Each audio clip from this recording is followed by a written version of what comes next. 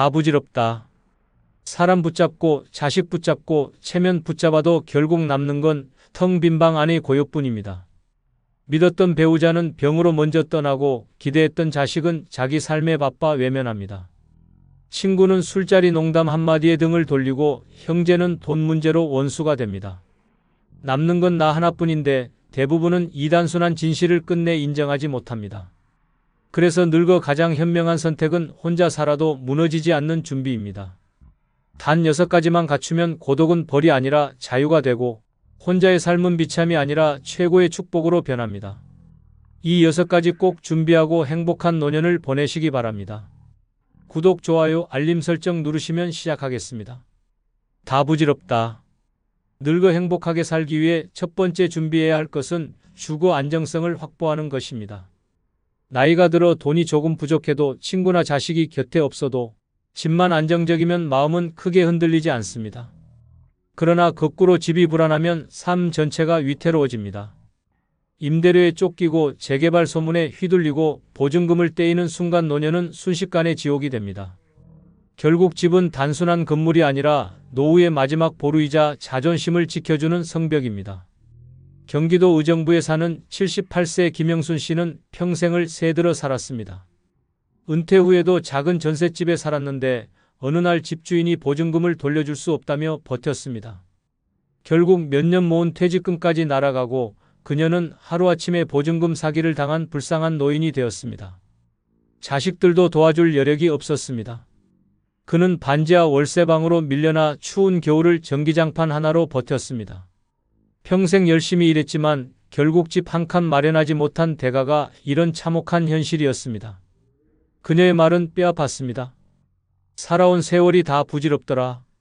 집이 없으니 사람도 없는 것 같았다. 주거 불안은 그녀의 남은 인생을 순식간에 무너뜨렸습니다. 반대로 전남 순천에 사는 74세 박태호 씨는 집 한 채 덕에 노년을 평온하게 보내고 있습니다. 그는 젊었을 때부터 집만은 내 손으로 지켜야 한다는 원칙을 세웠습니다. 큰 돈을 모으진 못했지만 작은 아파트를 장만해 대출을 성실히 갚았습니다. 은퇴할 때쯤엔 빚이 모두 사라졌고 이후엔 연금으로 생활비를 충당했습니다.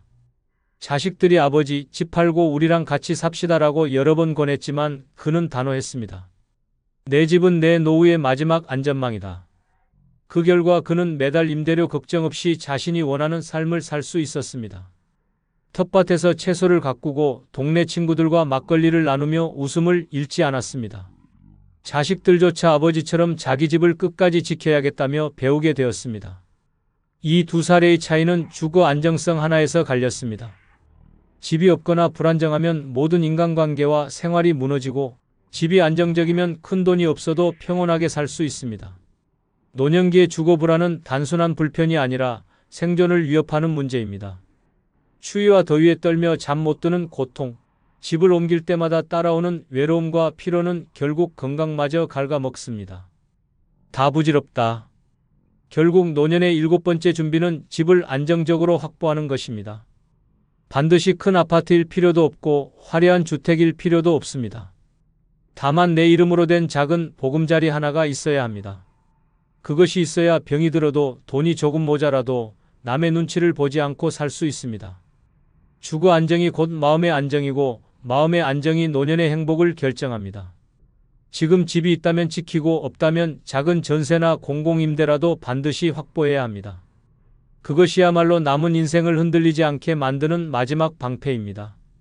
다 부질없다. 늙어 행복하게 살기 위해 두 번째 준비해야 할 것은 내 몸 하나 스스로 돌볼 수 있는 자립 능력입니다.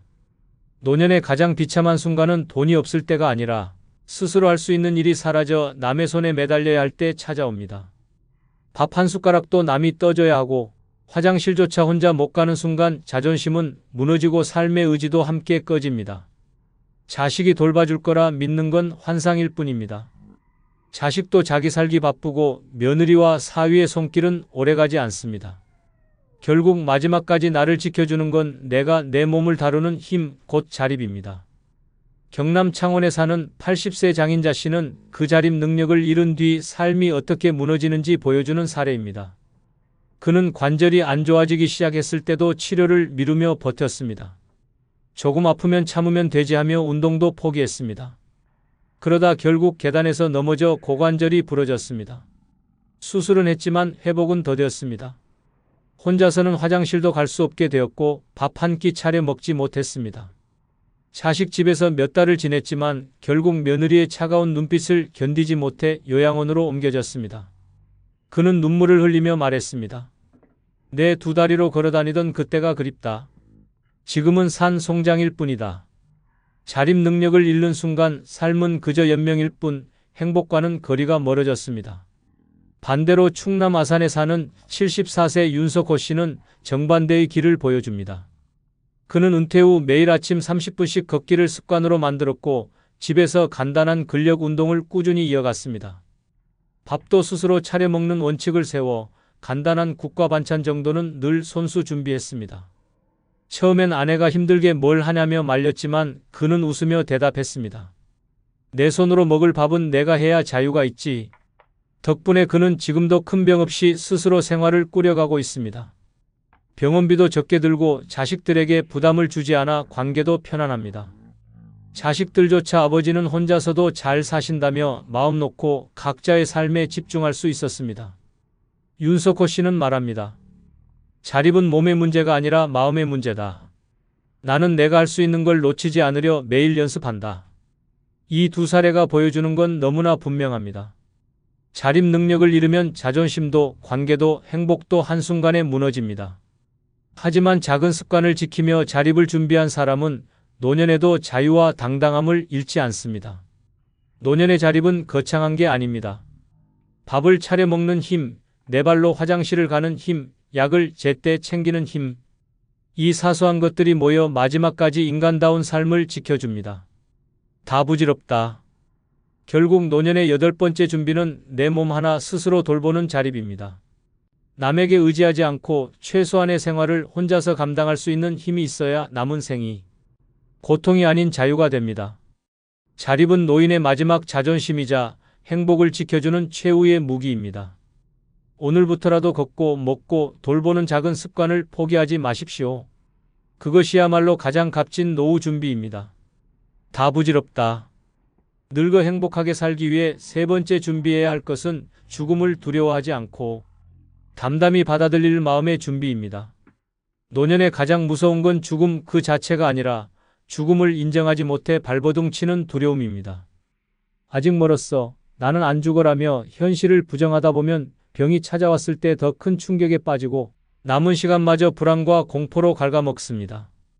죽음을 준비하지 않은 사람은 하루하루를 버티며 살 뿐이고 죽음을 담담히 받아들인 사람은 오늘을 더 풍요롭게 누립니다. 경북 구미에 사는 82세 이만호 씨는 죽음을 외면한 채 살아온 사람입니다. 그는 평생 돈을 모으며 나는 오래 살 거다. 죽음은 생각조차 하기 싫다며 준비를 미뤘습니다. 유언장도 없었고 장례에 대한 계획도 없었습니다. 그러던 어느 날 갑자기 폐암 사기 판정을 받았습니다. 가족들은 경악했고 본인은 현실을 받아들이지 못했습니다. 치료비로 수천만 원이 쏟아졌고 자식들은 서로 책임을 미루며 갈등에 휘말렸습니다. 그는 병상에서 자식들의 싸움을 바라보며 눈물을 흘렸습니다. 죽음보다 더 괴로운 건 내가 준비하지 않아 자식들을 원수로 만든 거다. 결국 그는 고통 속에 생을 마쳤고 남은 가족들은 원망과 갈등만 떠안았습니다. 죽음을 준비하지 않은 대가는 참혹했습니다. 반대로 강원도 원주에 사는 76세 장명숙 씨는 전혀 달랐습니다. 그녀는 70세가 되던 해 스스로 장례보험에 가입했고 자신의 장례 방식과 재산 분배까지 미리 정리했습니다. 유언장에는 내가 떠나면 화환은 받지 말고 조의금은 작은 장학금으로 쓰라는 말까지 적었습니다. 처음에는 자식들이 엄마, 왜 벌써 그런 걸 준비하세요? 불길해요 라며 말렸지만 그녀는 담담히 말했습니다. 죽음을 준비하는 게 곧 남은 삶을 편안하게 사는 거다. 실제로 그녀는 그 이후 더 자유롭게 살았습니다. 여행도 다니고 친구들과 웃으며 어울렸습니다. 자식들 역시 엄마의 태도를 보며 죽음을 두려운 것이 아니라 자연스러운 과정으로 받아들이게 되었습니다. 그녀는 지금도 건강하지만 언젠가 올 마지막을 두려워하지 않으니 하루하루가 더 여유롭습니다. 이 두 사례는 우리에게 잔혹할 만큼 분명한 메시지를 줍니다. 죽음을 외면하면 남은 인생은 불안과 후회로 채워지고 준비하면 오히려 삶이 가벼워집니다. 죽음을 준비하는 것은 죽음을 앞당기는 게 아닙니다. 오히려 남은 시간을 더 값지게 쓰게 만드는 힘입니다. 준비가 없는 노년은 언제 찾아올지 모르는 공포에 떨지만 준비가 된 노년은 마지막 순간까지도 자신을 지킬 수 있습니다. 다 부질없다. 결국 노년의 9번째 준비는 죽음을 두려워하지 않고 받아들이는 용기입니다. 죽음을 준비한다는 건 남은 생을 더 깊게, 더 자유롭게 산다는 뜻입니다. 유언장을 정리하고 장례를 계획하고 내 마음을 다잡는 순간 죽음은 공포가 아니라 자연스러운 이별이 됩니다. 오늘을 충실히 살기 위해 반드시 필요한 마지막 준비, 그것이 바로 죽음에 대한 담담한 태도입니다. 준비된 죽음만이 준비된 삶을 완성합니다. 다 부질없다.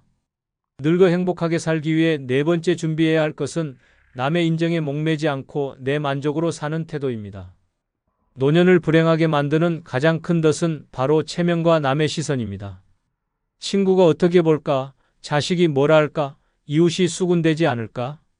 이런 생각에 사로잡히면 하고 싶은 것도 못하고 쓰고 싶은 것도 못 쓰며 결국 내 인생은 남의 입에 좌우되는 비참한 신세로 전락합니다. 노년은 이미 충분히 살아낸 인생입니다. 이제는 남의 평가가 아니라 내 만족이 기준이 되어야 합니다. 서울 서대문에 사는 79세 오정희 씨는 평생 체면에 갇혀 살았습니다. 옷 한 벌 사 입을 때도 친구들이 싼 옷이라고 흉보지 않을까 걱정했고 집안 행사 때마다 자식 자랑을 하지 않으면 남들보다 뒤처지는 것 같아 불안했습니다. 그래서 없는 돈에도 억지로 손주 용돈을 크게 주고 며느리에게 선물을 사다 바치며 좋은 시어머니라는 소리를 듣고 싶어 했습니다. 하지만 돌아온 건 감사가 아니라 당연시하는 태도였습니다. 자식들은 점점 더 요구했고 친구들은 뒷담화를 즐겼습니다. 결국 그녀는 빚까지 지며 남의 눈을 의식하다가 병원비도 감당 못하는 신세가 됐습니다. 그녀의 마지막 한마디는 충격적이었습니다. 평생 남에게 잘 보이려다 정작 나는 한 번도 나를 위해 살아본 적이 없다. 반대로 충북 제천에 사는 74세 김성호 씨는 전혀 달랐습니다. 그는 은퇴 후 친구 모임에도 잘 나가지 않았습니다. 내가 왜 안 나오냐, 소외될 거다라는 말에도 웃으며 대답했습니다. 나는 나랑 노는 게 제일 즐겁다. 그는 혼자 등산을 가고 좋아하는 사진을 찍으며 시간을 보냈습니다. 자식들에게도 내가 줄 수 있는 건 내 마음뿐이다. 돈은 기대하지 말아라고 단호히 말했습니다. 처음엔 아버지는 너무 자기만 생각한다는 소리를 들었지만 시간이 지나자 자식들은 오히려 아버지의 태도를 존중하게 됐습니다. 그는 말했습니다. 남의 눈은 평생 따라가도 끝이 없다. 내 눈에 부끄럽지 않으면 그게 최고다. 지금 그는 작은 연금으로 소박하게 살지만 하루하루가 당당합니다. 이 두 사례는 명확하게 보여줍니다. 남의 인정을 좇는 순간 노년은 끝없는 굴레가 되고 내 만족으로 사는 순간 노년은 자유가 됩니다. 체면 때문에 돈을 쓰다 무너지고 남의 말 때문에 마음이 병드는 건 너무 흔한 비극입니다. 하지만 남이 아니라 나라는 기준만 세우면 인생은 놀랍도록 단순해집니다. 밥 한 끼를 먹어도 내가 맛있으면 그만이고 옷을 입어도 내가 편하면 충분합니다. 그 단순한 원칙이 노년의 존엄을 지켜줍니다. 다 부질없다. 결국 노년의 10번째 준비는 남의 인정을 내려놓는 것입니다. 남이 뭐라 하든 상관없이 내 만족으로 사는 것, 그것이야말로 마지막까지 웃으며 살 수 있는 비밀입니다. 자식의 칭찬, 친구의 시선, 이웃의 말은 바람처럼 사라집니다. 하지만 오늘 내가 즐겁게 산 기억은 끝까지 나를 지켜줍니다. 남이 박수치는 삶보다 내가 미소 지을 수 있는 삶, 그것이 노년을 가장 빛나게 만드는 준비입니다. 다 부질없다. 늙어 행복하게 살기 위해 5번째 준비해야 할 것은 내 감정을 억누르지 않고 솔직하게 표현하는 용기입니다. 젊었을 때는 남에게 잘 보이려고, 직장에서 인정받으려고, 가족을 지키려고 감정을 누르며 삽니다. 하지만 노년에까지 그 습관을 끌고 가면 결국 병이 됩니다. 속은 썩어가는데 겉으로는 억지 미소를 짓고 가슴은 분노로 들끓는데 입술은 괜찮다라고 말하는 순간 내 마음은 나를 배신합니다. 노년의 행복은 남이 주는 게 아니라 내 감정을 있는 그대로 드러내고 나를 지켜낼 때 찾아옵니다. 경남 진주에 사는 80세 최정숙 씨는 평생 감정을 숨기며 살아왔습니다. 남편이 무뚝뚝한 태도에도 참잘하며 말하지 않았고 자식이 속을 썩일 때도 엄마는 괜찮아라고 스스로를 속였습니다. 그러나 노년에 들어서 그 억눌린 감정들이 폭발하기 시작했습니다. 이유 없는 두통과 불면, 가슴 두근거림에 시달리며 병원을 전전했지만 뚜렷한 원인은 나오지 않았습니다. 의사는 결국 말했습니다. 할머니, 이건 마음의 병입니다. 평생 쌓아온 억울함과 분노가 몸으로 나온 겁니다. 그녀는 그제야 통곡했습니다. 왜 나는 한 번도 내 속마음을 말하지 못했을까? 왜 죽을 때가 다 돼서야 눈물이 나는 걸까? 감정을 억누르며 산 대가는 혹독했습니다. 반대로 강원 속초에 사는 75세 이광호 씨는 달랐습니다. 그는 은퇴 후부터 내 마음에 거짓말하지 않기를 원칙으로 삼았습니다. 자식이 무리한 부탁을 하면 단호하게 안 된다라고 했고, 친구가 기분 상하는 말을 하면 웃으며 그 말은 듣기 불편하다라고 솔직하게 말했습니다. 처음에는 사람들의 반발도 있었지만 시간이 지나자 오히려 관계가 편해졌습니다. 그는 감정을 쌓아두지 않으니 병에 시달리지 않았고 마음이 가벼워 더 자유로웠습니다. 내가 내 기분을 지키지 않으면 누가 대신 지켜주겠냐라는 그의 말은 단순하지만 강력했습니다. 지금도 그는 마을에서 속 시원한 어르신으로 불리며 주변 사람들과 원만한 관계를 유지합니다. 이 두 사례는 분명히 보여줍니다. 감정을 억누르면 결국 병이 되고 감정을 솔직히 드러내면 삶이 가벼워집니다. 노년에 필요한 건 교양 있는 미소가 아니라 내 감정을 솔직히 인정하는 태도입니다. 분노가 나면 표현하고 슬프면 눈물을 흘리고 기쁘면 마음껏 웃어야 합니다. 그래야 마음에 독이 쌓이지 않고 몸까지 건강해집니다. 자식과의 관계에서도 마찬가지입니다. 무조건 참는 게 효도가 아닙니다. 솔직하게 말해야 서로 이해하고 존중할 수 있습니다. 다 부질없다. 결국 노년의 11번째 준비는 내 감정을 억누르지 않고 솔직하게 표현하는 것입니다. 이제는 남의 눈치를 볼 이유도 체면을 지킬 필요도 없습니다. 내 마음을 드러낼 때 비로소 나는 나로서 살아갈 수 있습니다. 가짜 미소로 버티는 삶이 아니라 진짜 내 감정과 함께하는 삶. 그것이야말로 남은 생을 후회 없이 만드는 준비입니다. 다 부질없다. 늙어 행복하게 살기 위해 6번째 준비해야 할 것은 배우지 않으면 뒤처진다는 두려움을 버리고 새로운 것을 익히는 습관을 가지는 것입니다. 노년에 불행해지는 사람들의 공통점은 이 나이에 뭘 배우겠냐라는 말로 스스로를 가두는 것입니다. 하지만 세상은 끊임없이 변합니다. 새로운 기술, 새로운 문화, 새로운 생활 방식은 멈추지 않습니다. 배우지 않는 순간 세상은 내 등을 떠밀고 멀리 사라집니다. 결국 고립되고 무력감에 사로잡히며 외로움은 더 깊어집니다. 반대로 계속 배우는 사람은 나이를 거슬러 당당하게 세상과 함께 걸어갑니다. 부산 해운대에 사는 81세 김혜자 씨는 배우기를 멈춘 뒤 삶이 어떻게 무너지는지를 보여줍니다. 그는 남편 사망 후 홀로 지내며 휴대폰도 나는 못해라며 자식에게만 의존했습니다. 은행도 병원 예약도 모두 자식이 대신했습니다. 그러나 코로나가 터지며 자식이 자주 오지 못하게 되자 그는 완전히 고립되었습니다.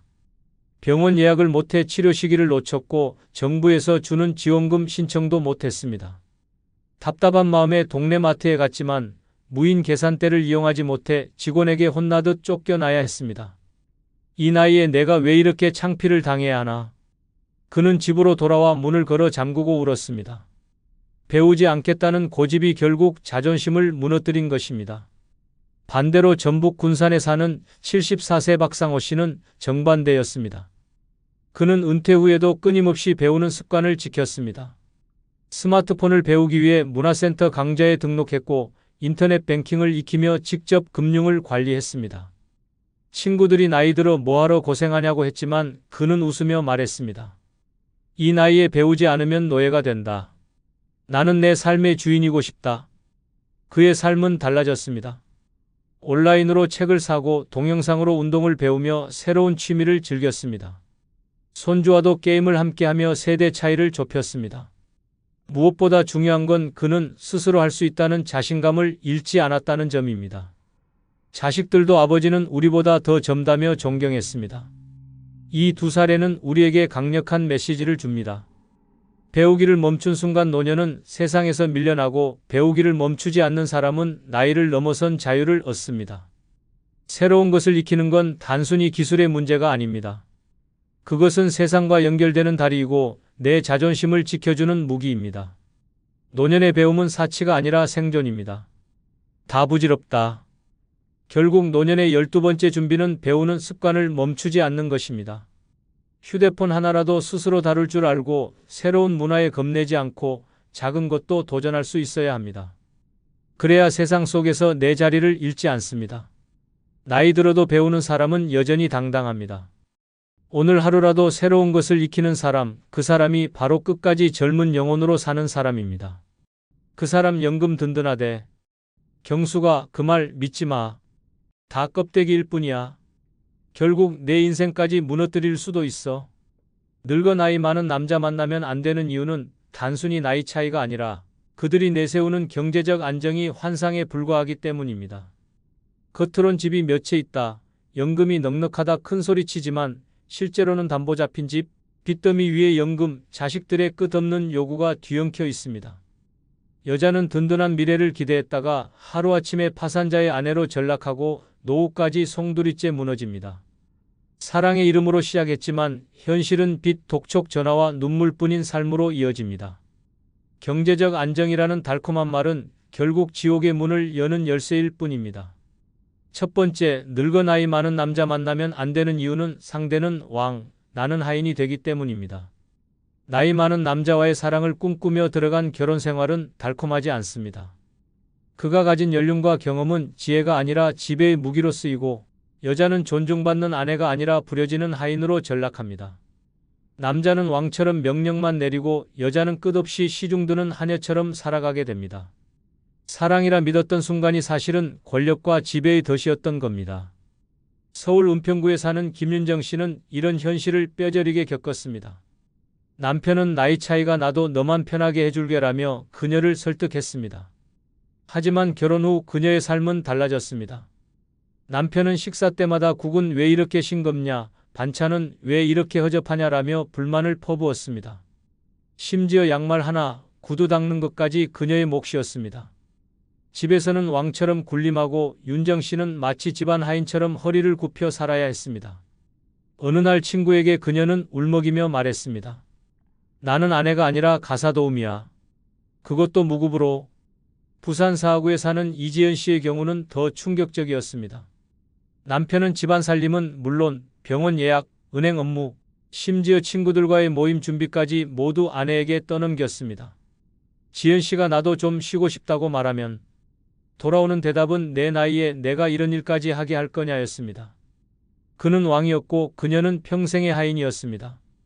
결국 지연 씨는 우울증 진단을 받고 심리 상담을 받아야 했습니다. 상담사 앞에서 그녀는 고개를 떨구며 속삭였습니다. 내 이름은 사라지고 나는 남편의 그림자일 뿐이에요. 대구 수성구에 사는 장은영 씨는 또 다른 고통을 겪었습니다. 남편은 집 밖에서는 점잖은 어른으로 보였지만 집 안에서는 완벽한 폭군이었습니다. 그녀가 친구와 통화를 하려고 하면 하인 주제에 어디서 입을 나불 때냐는 모욕적인 말을 퍼부었습니다. 장 씨는 결국 친구들과의 관계를 끊고 사회와 고립된 채 오직 남편의 심부름만 하며 살아야 했습니다. 집은 안식처가 아니라 감옥이었고 남편은 사랑하는 사람이라기보다 독재자였습니다. 이렇듯 늙은 남자와의 관계는 균형 잡힌 동반자가 되지 못합니다. 그는 나이를 방패 삼아 명령을 일삼고 여자는 그의 삶을 떠받드는 하인이 됩니다. 젊음은 사라지고 사랑은 권력이 되어 여자의 숨통을 죄어옵니다. 남자의 말은 법이고 여자의 존재는 무시됩니다. 결국 가정은 사랑의 공간이 아니라 왕과 하인의 권력 구조로 굳어집니다. 늙어 나이 많은 남자 만나면 안 되는 이유는 바로 이 지점에 있습니다. 그는 사랑을 주는 배우자가 아니라 지배를 즐기는 왕으로 변합니다.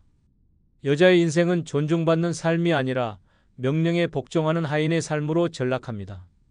웃음과 설렘은 사라지고 대신 눈물과 한숨이 집안을 채웁니다. 사랑은 평등해야 합니다.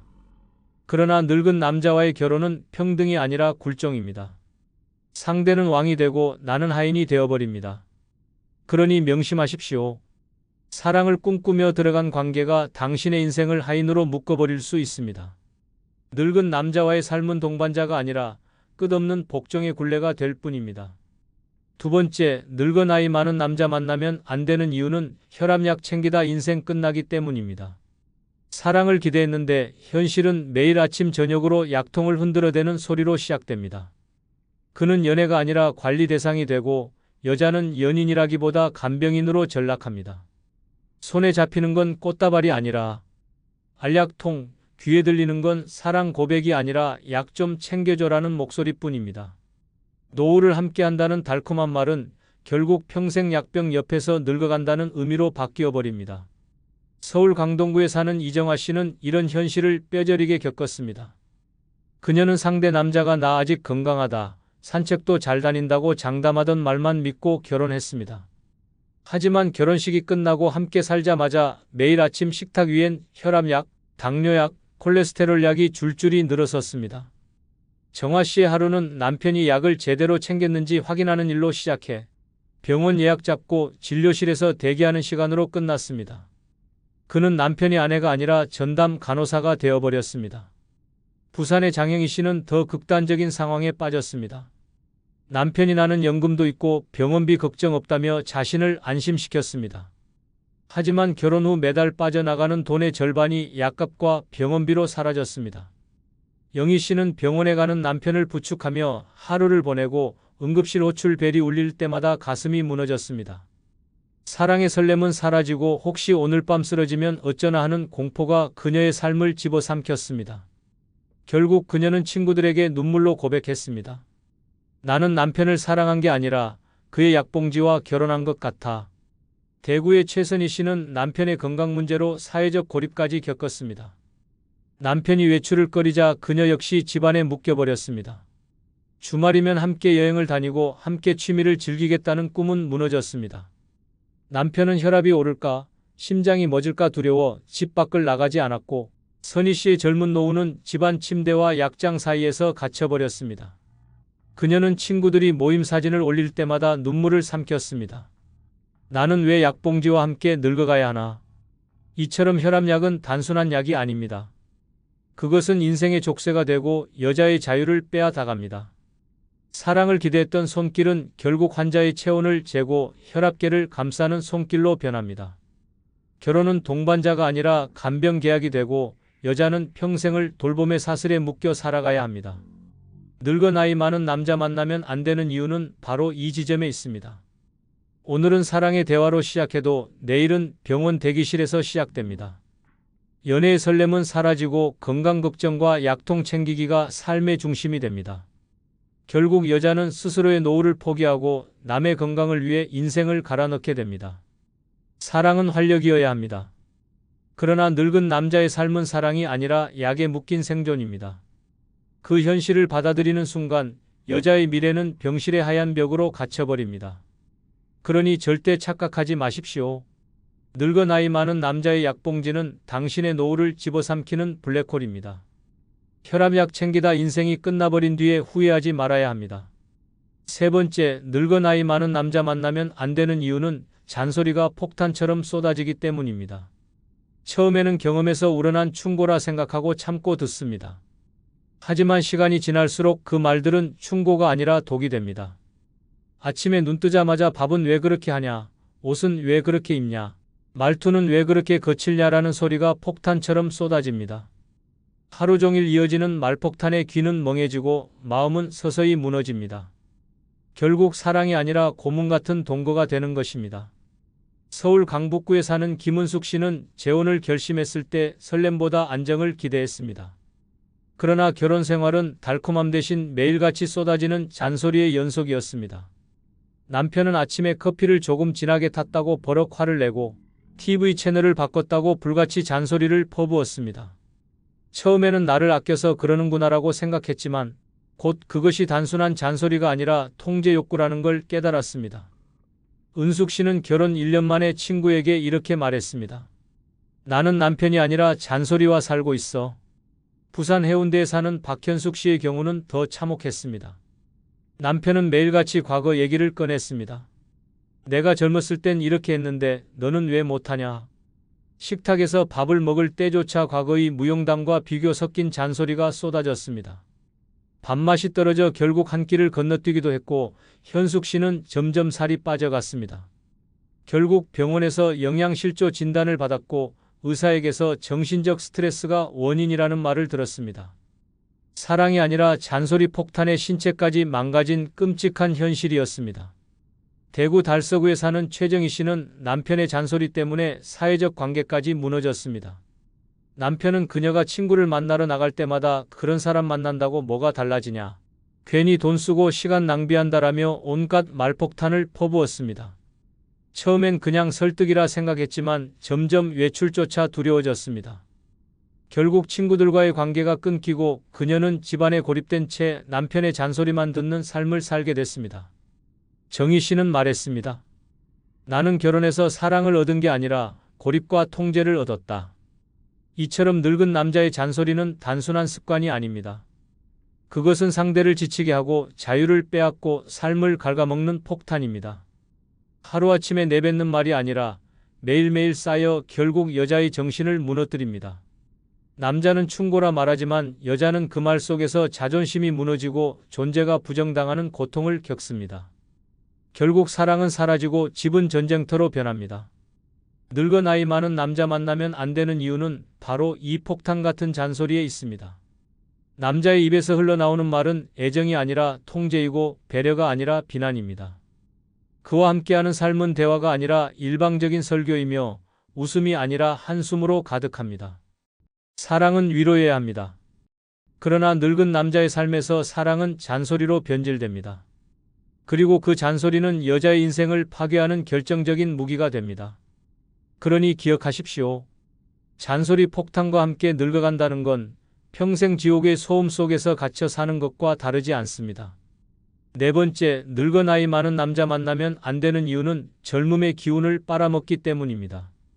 사랑이라는 달콤한 말에 속아 결혼했지만 현실은 젊은 여자의 활력을 앗아가는 늪이 됩니다. 그는 당신의 웃음을 에너지로 삼고 당신의 체력을 의지로 바꾸며 결국 당신의 젊음을 갉아먹습니다. 시작은 손을 잡고 산책하는 설렘이지만 끝은 지친 한숨과 주름진 얼굴로 남게 됩니다. 젊음은 꽃처럼 피어나야 하는데 늙은 남자는 그 꽃을 꺾어 자기 생존에만 쓰게 만드는 존재입니다. 서울 송파구에 사는 한지연 씨는 나이 차이 많은 남자와 결혼했습니다. 그는 늘 내가 널 지켜주겠다, 안정된 삶을 주겠다고 장담했습니다. 하지만 결혼 후 그녀의 삶은 완전히 달라졌습니다. 남편은 조금만 걸어도 숨을 헐떡이며 지연 씨에게 부축을 요구했고 밤마다 건강 불안을 털어놓으며 그녀의 수면을 빼앗았습니다. 친구들과 여행 가고 싶다는 말조차 꺼내지 못했습니다. 내가 빠져나가면 난 죽는다는 남편의 말이 족쇄처럼 매달렸기 때문입니다. 결국 지연 씨는 40대에 이미 늙어버린 듯한 얼굴로 거울을 바라보며 울었습니다. 부산 남포동의 김선영 씨는 더 심각했습니다. 결혼 초기만 해도 남편의 배려가 고마웠습니다. 그러나 시간이 지날수록 그녀의 젊음은 남편의 의존 속에 소모됐습니다. 주말이면 친구들과의 약속 대신 남편의 병원 동행이 일상이 됐고 건강식 챙기느라 그녀의 취미와 여가는 사라졌습니다. 결국 10년이 채 안 돼 그녀는 10살은 더 늙어 보인다는 말을 들었습니다. 남편 곁에 있는 순간 그녀의 생기는 빨려나갔고 삶은 점점 무거운 돌덩이가 되어갔습니다. 대구 북구의 박민정 씨는 결혼 후 남편의 끊임없는 집착에 갇혔습니다. 남편은 젊은 내가 곁에 있어야 내가 숨을 쉰다며 그녀를 붙잡았습니다. 민정 씨가 새로운 사람을 만나거나 일을 하려 하면 남편은 너의 젊음을 남에게 뺏기지 말라며 막아섰습니다. 결국 그녀는 친구, 사회, 직업 모두 잃고 오직 남편의 그림자 속에 갇혀 살았습니다. 그 결과 민정 씨는 40이 되기도 전에 우울증 약을 손에 쥐고 있었습니다. 남편의 사랑은 그녀의 젊음을 흡혈하듯 빨아먹은 독이었습니다. 이렇듯 늙은 남자와의 삶은 젊음을 지켜주는 것이 아니라 앗아가는 과정입니다. 당신의 웃음은 그의 위로가 되고 당신의 활력은 그의 생존 에너지가 됩니다. 그러나 당신 자신에게는 아무것도 남지 않습니다. 나눠 가져야 할 사랑은 일방적인 소모가 되고 당신의 청춘은 그의 불안과 무력함을 떠받치는 연료로만 쓰입니다. 늙어 나이 많은 남자 만나면 안 되는 이유는 바로 여기에 있습니다. 그는 당신의 젊음을 빛나게 하지 않습니다. 오히려 당신을 병원, 약봉지, 불안의 그림자 속으로 끌어들이며 당신이 가진 마지막 생기마저 빨아들입니다. 결국 당신은 사랑을 준 게 아니라 젊음을 바친 희생양이 되고 맙니다. 사랑은 서로를 살리는 힘이어야 합니다. 그러나 늙은 남자의 사랑은 흡혈처럼 젊음을 갉아먹는 함정입니다. 그러니 명심하십시오. 젊음은 다시 돌아오지 않습니다. 늙은 남자의 품에 안기는 순간 당신의 삶은 활력이 아닌 고통의 늪으로 변합니다. 5번째, 늙어 나이 많은 남자 만나면 안 되는 이유는 경제적 안정이 환상에 불과하기 때문입니다. 많은 여성들이 나이 든 남자를 선택할 때 가장 크게 기대하는 것이 경제적 안정입니다. 그는 연금이 든든하다, 집이 몇 채 있다, 노후는 걱정 없다며 자신 있게 말합니다. 하지만 현실은 정반대입니다. 연금은 생활비에도 턱없이 부족하고 집은 은행 담보에 묶여 있으며 자식들은 끊임없이 돈을 요구합니다. 안정이라 믿고 들어간 순간 여자는 남의 빚과 파산을 떠안는 비극적인 삶의 주인공이 됩니다. 서울에 사는 김미선 씨는 재혼을 결심했습니다. 상대 남자가 늘 나는 연금만으로도 넉넉하다, 집도 2채나 있다라고 자랑했기 때문입니다. 처음에는 믿을만 했습니다. 좋은 식당에서 밥을 사주고 비싼 옷을 입고 다니며 늘 자신감 넘치는 모습을 보였습니다. 그러나 혼인신고 후 진실은 드러났습니다. 집 2채 중 1채는 이미 은행의 담보로 넘어가 있었고 다른 1채는 세입자 보증금을 돌려줘야 하는 상황이었습니다. 결국 2집 모두 경매에 넘어가 버렸고 미선 씨는 하루아침에 길바닥에 내몰렸습니다.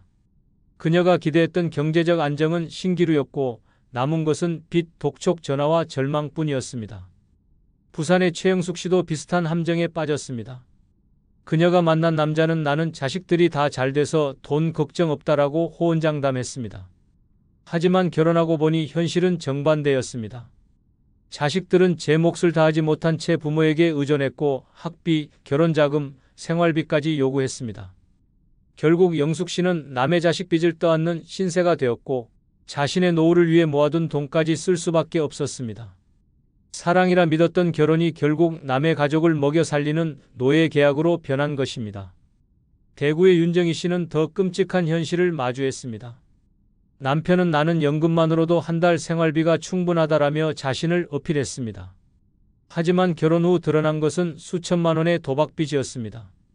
매달 들어오는 연금은 고스란히 빚 이자에 빨려 들어갔고 윤 씨의 이름으로 된 신용카드까지 망가졌습니다. 결국 신용불량자가 되어버린 그녀는 이혼조차 쉽지 않았습니다. 사랑이라 믿고 건넨 손이 족쇄로 돌아온 참혹한 현실이었습니다. 이렇듯 경제적 안정이라는 말은 대부분 허상입니다. 늙은 남자일수록 체면과 의세에 집착합니다. 연금은 부풀려 말하고 재산은 실제보다 화려하게 꾸밉니다. 여자는 그 말에 속아 안정을 기대하지만 결혼 후 맞닥뜨리는 건 빚더미, 병원비, 그리고 끝없는 갈등입니다. 기대했던 안락한 노후는 눈앞에서 산산조각 나고 결국 여성은 남의 인생짐을 떠안아 자신의 노후까지 망쳐버립니다. 늙어 나이 많은 남자 만나면 안 되는 이유는 바로 그가 약속하는 안정이 착취의 덫으로 변하기 때문입니다. 사랑이라는 가면 뒤에서 여자의 돈과 노동을 요구하고 그녀의 인생을 갉아먹습니다. 여자는 파트너가 아니라 남자의 구멍난 인생을 메워주는 희생양이 됩니다. 그러니 기억해야 합니다. 진짜 안정은 남의 입에서 나오는 허풍이 아니라 스스로 지켜낸 삶에서만 나옵니다. 늙어 나이 많은 남자의 달콤한 말에 속는 순간 당신의 노후는 지옥으로 바뀝니다. 경제적 안정은 결코 남이 보장해주는 것이 아닙니다. 오직 내 힘으로 지켜낼 때만 진짜 안정이 되는 것입니다. 6번째, 늙어 나이 많은 남자 만나면 안 되는 이유는 항상 눈치 보며 살아야 하기 때문입니다. 사랑이라 믿고 시작했지만 현실은 한순간도 편히 숨 쉴 수 없는 삶으로 변합니다. 그의 표정 하나, 한숨소리 하나에도 여자는 가슴이 철렁 내려앉습니다. 마치 지뢰밭 위를 걷듯 언제 터질지 모르는 화와 짜증에 시달리며 하루하루를 살아갑니다. 눈치를 보는 삶은 사랑이 아니라 고문이고 노후의 행복이 아니라 끝없는 불안입니다. 서울 강남구에 사는 김지연 씨는 나이 많은 남자와 재혼했습니다. 처음에는 든든하고 의지가 되는 사람이라 생각했습니다. 하지만 결혼 후 일상은 전쟁터였습니다. 남편은 사소한 일에도 표정이 굳었고 지연 씨는 늘 그의 눈치를 보며 살았습니다. TV 채널을 잘못 돌렸다는 이유로 차가운 눈빛을 받고 반찬간이 맞지 않는다는 말에 한숨을 들어야 했습니다. 오늘은 기분이 괜찮을까, 화내지 않을까라는 생각이 머릿속을 떠나지 않았습니다. 결국 지연 씨는 친구에게 이렇게 털어놓았습니다. 나는 아내가 아니라 감정해소용 인형 같아. 부산 서구에 사는 박선영 씨의 삶은 더 비참했습니다. 남편은 늘 과거의 권위를 내세우며 목소리를 높였습니다. 외출을 준비할 때조차 그 옷은 왜 입냐, 그 화장은 왜 하냐라며 간섭했고, 선영 씨는 점점 자신을 잃어갔습니다. 한 번은 친구와 저녁 약속을 잡았다가 남편의 심기를 건드렸다는 이유로 약속을 취소해야 했습니다. 친구들은 그녀에게 왜 항상 그렇게 남편 눈치만 보냐고 물었지만 선영 씨는 대답조차 하지 못했습니다. 결국 그녀는 친구들과 멀어지고 세상과 단절된 채 남편의 표정 하나에 인생을 맞추는 노예가 되어버렸습니다. 대구 달성군의 최민정 씨도 비슷한 고통을 겪었습니다. 남편은 늘 건강이 나쁘다며 예민했고 그 예민함은 곧 잔소리와 불평으로 돌아왔습니다. 민정 씨는 밥상을 차리면서도 혹시 짜다고 할까, 싱겁다고 할까를 걱정했습니다. 집안일을 하면서도 괜히 소리 나면 화내지 않을까 두려웠습니다. 잠들기 전조차 남편의 뒤척임에 눈을 뜨며 하루 24시간 눈치를 보며 사는 삶이 이어졌습니다. 결국 그녀는 병원에서 극심한 불안장애 진단을 받았습니다. 의사는 계속 이렇게 살면 몸까지 망가진다라고 경고했습니다. 이렇듯 늙은 남자와의 결혼은 안정이 아니라 긴장의 연속입니다. 여자는 상대의 눈치를 보느라 자기 자신을 버리고 결국 삶 전체가 피폐해집니다. 웃음은 사라지고 말조차 줄어들며 사람답게 살 권리를 잃어버립니다.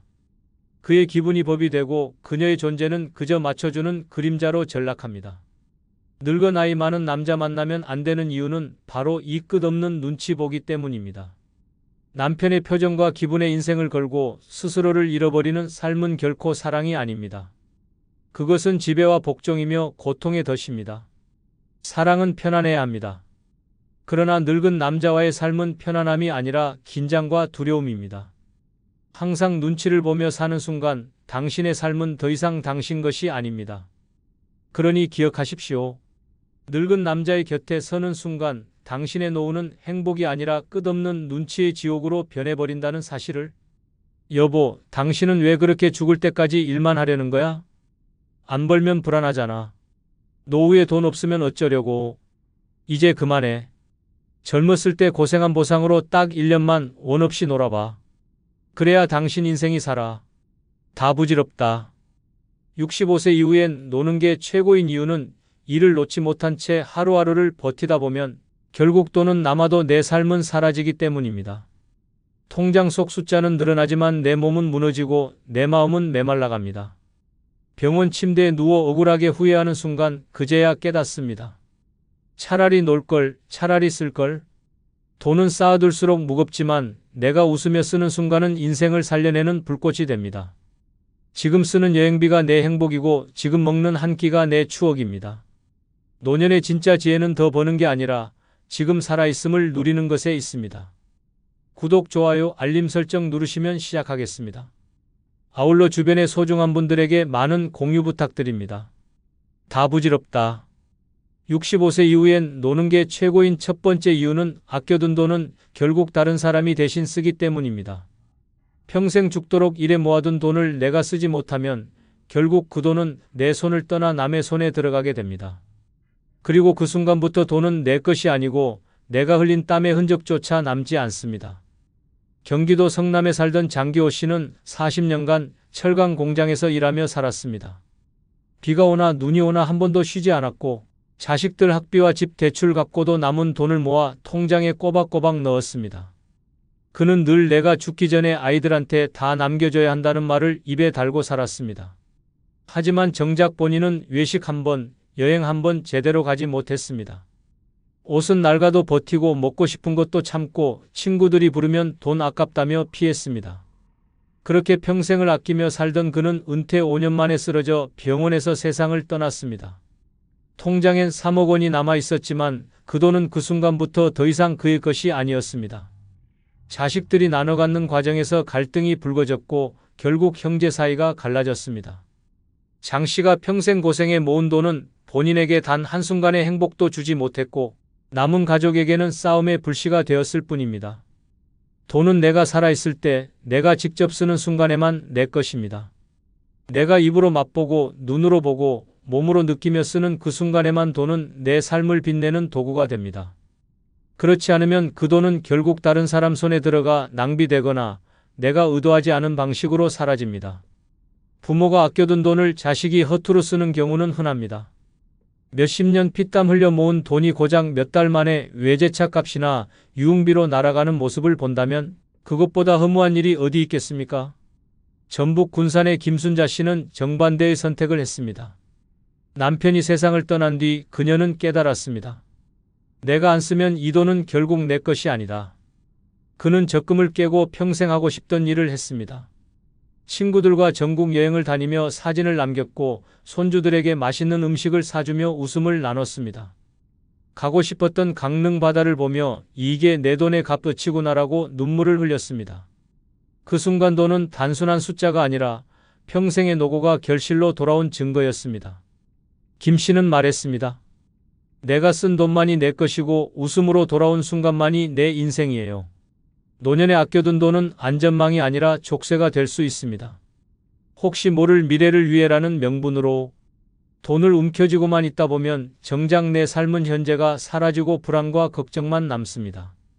그렇게 쌓아둔 돈은 결국 남의 손에 들어가고 내 인생의 노력은 허무하게 지워집니다. 하지만 지금 내가 쓰는 돈은 내 삶의 역사가 되고 내 존재를 증명하는 힘이 됩니다. 내가 쓰는 순간 돈은 추억으로, 행복으로, 웃음으로 변합니다. 다 부질없습니다. 아껴둔 돈은 결국 다른 사람이 대신 씁니다. 내가 쓰지 않으면 내 것이 아니고 내 삶도 아닌 것입니다. 그러니 지금 당장 내 손으로 내 행복을 위해 써야 합니다. 오늘 내가 쓰는 돈이야말로 진짜 내 것이고 내 인생을 살아있게 만드는 유일한 증거입니다. 당신의 노년을 후회와 허무함으로 남길 것인지 웃음과 추억으로 채울 것인지는 지금의 선택에 달려 있습니다. 다 부질없다. 65세 이후엔 노는 게 최고인 두 번째 이유는 돈은 쓸 때 내 거지 안 쓰면 도둑 맞는 것이기 때문입니다. 전남 순천의 한 어르신은 평생 한 푼이라도 모아야 산다는 말을 입에 달고 살았습니다. 친구들이 이제 좀 쓰며 살라고 권해도 그는 늘 나중에 자식들한테 보태주려고라며 거절했습니다. 외식 한 번, 여행 한 번 없이 살아온 결과 통장에는 수억 원이 쌓였습니다.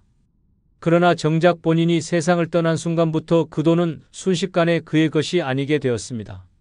장례식장에서부터 자식들은 서로 누가 더 많이 가져가야 한다며 얼굴을 붉혔고 결국 법정으로까지 이어졌습니다. 피땀 흘려 모은 돈이 가족을 지켜주기는커녕 자식들의 전쟁 도구로 변한 것입니다. 결국 그는 생전에 한 번도 제대로 누려보지 못한 채 죽고 난 뒤엔 돈마저 도둑맞는 처참한 결말을 맞았습니다. 돈은 통장 속 숫자로 남아있을 때는 내 것이 아닙니다. 내가 꺼내 쓰는 순간에만 비로소 내 것이 됩니다. 내가 먹고 싶은 음식을 사 먹을 때, 가고 싶던 여행지에 가는 비행기 표를 끊을 때, 좋아하는 물건을 사는 순간 돈은 진짜로 내 인생이 됩니다. 그렇지 않으면 그 돈은 언제든 자식들의 욕심, 남의 다툼, 병원의 영수증으로 도둑맞게 됩니다. 내가 누리지 못한 돈은 결국 남의 손으로 흘러가고 그 과정에서 원망과 갈등만 남습니다. 실제로 서울 도봉구에 사는 김순자 씨는 반대의 길을 택했습니다. 그는 남편이 세상을 떠난 뒤 남은 적금과 연금을 움켜쥐고 살지 않았습니다. 오히려 지금 안 쓰면 내 것이 아니다라며 스스로를 위해 쓰기 시작했습니다. 평생 가고 싶던 경주 여행을 다녀왔고 손주들과 제주도에서 맛집을 돌며 웃음을 나눴습니다. 동네 친구들에게 밥도 사고 자신을 위해 비싼 옷도 한 벌 장만했습니다. 주변에서는 돈이 아깝지 않으냐고 물었지만 그녀는 웃으며 대답했습니다. 내가 지금 쓰니까 내 돈이지 내가 안 쓰면 남이 가져갈 돈이에요. 그렇게 산 그녀의 얼굴에는 늙음보다 활기가 묻어났습니다. 돈을 쓴 만큼 자존감도 살았고 웃음도 늘어났습니다. 돈은 결국 내 인생을 살리기 위한 도구입니다. 하지만 쓰지 않으면 도구가 아니라 쇠사슬이 됩니다. 쌓아둔 돈에만 집착하다 보면 결국 무겁게 짓눌려 산송장처럼 살아가게 됩니다. 반대로 쓰는 순간 그 돈은 나의 자유가 되고 나의 즐거움이 되고 나의 자존감을 일으켜 세웁니다. 먹고 싶은 것을 먹으며 이건 내 힘으로 산 거야 라는 당당함을 느낄 때, 여행을 다니며 내가 살아있다라는 감각을 되찾을 때, 그 돈은 비로소 내 삶을 살려내는 불꽃이 됩니다. 노년의 가장 큰 후회는 돈을 못 모았다가 아닙니다. 돈이 있는데도 못 썼다는 것입니다. 아껴두다 병원비로 다 날려버리고 남겨둔 돈 때문에 자식들이 싸우고 결국 내가 누리지 못한 채 사라진다면 그것보다 허무한 인생이 어디 있겠습니까? 내 인생은 내가 살아내야 합니다. 그러려면 지금 당장 내 손으로 돈을 꺼내 쓰는 용기가 필요합니다. 다 부질없다. 돈은 쓸 때만 내 것입니다. 내가 안 쓰면 결국 도둑 맞습니다. 은행 잔고는 나를 지켜주지 않습니다. 지금 내가 쓰는 돈만이 내 인생을 빛내고 내 자존심을 살리고 내 존재를 증명합니다. 당신의 노년을 도둑맞은 돈과 후회로 채울 것인지 웃음과 추억으로 채울 것인지는 바로 지금의 선택에 달려 있습니다. 다 부질없다. 65세 이후엔 노는 게 최고인 세 번째 이유는 돈 안 쓰고 떠난 사람, 다들 후회하며 눈 감기 때문입니다. 평생 아끼며 살던 사람들의 마지막은 너무나도 비슷합니다. 경기도 안양에 살던 박영수 씨는 젊을 때부터 돈을 허투루 쓰지 않았습니다. 동네 사람들끼리 여행을 가자 해도 늘 돈 아깝다. 나중에 여유 있으면 가자라고 말하며 거절했고, 아내가 외식이라도 하자고 해도 집에서 해먹는 게 훨씬 싸다며 단칼에 잘랐습니다. 그렇게 수십 년을 모아 통장에는 억대 재산이 쌓였습니다. 그는 늘 뿌듯해하며 말했습니다. 나는 늙어도 든든하다. 그러나 정작 그의 인생에서 즐거웠다는 순간을 찾기는 힘들었습니다. 70세가 되던 해 박 씨는 큰 병을 얻었습니다. 병원에 입원한 그는 숨을 거두기 직전 아내에게 이런 말을 남겼습니다. 내가 참 바보였다. 돈은 남았는데 내 인생은 다 잃었구나. 마지막까지도 아끼느라 제대로 누리지 못한 삶에 대한 후회가 목구멍을 태우고 있었습니다. 아내는 통곡하며 말했습니다. 여보, 돈은 쌓아놔도 결국 당신 거 아니에요. 당신이 쓸 때만 당신 거였어요. 이 장면은 주변에 있던 가족들에게 뼈아픈 교훈이 되었습니다.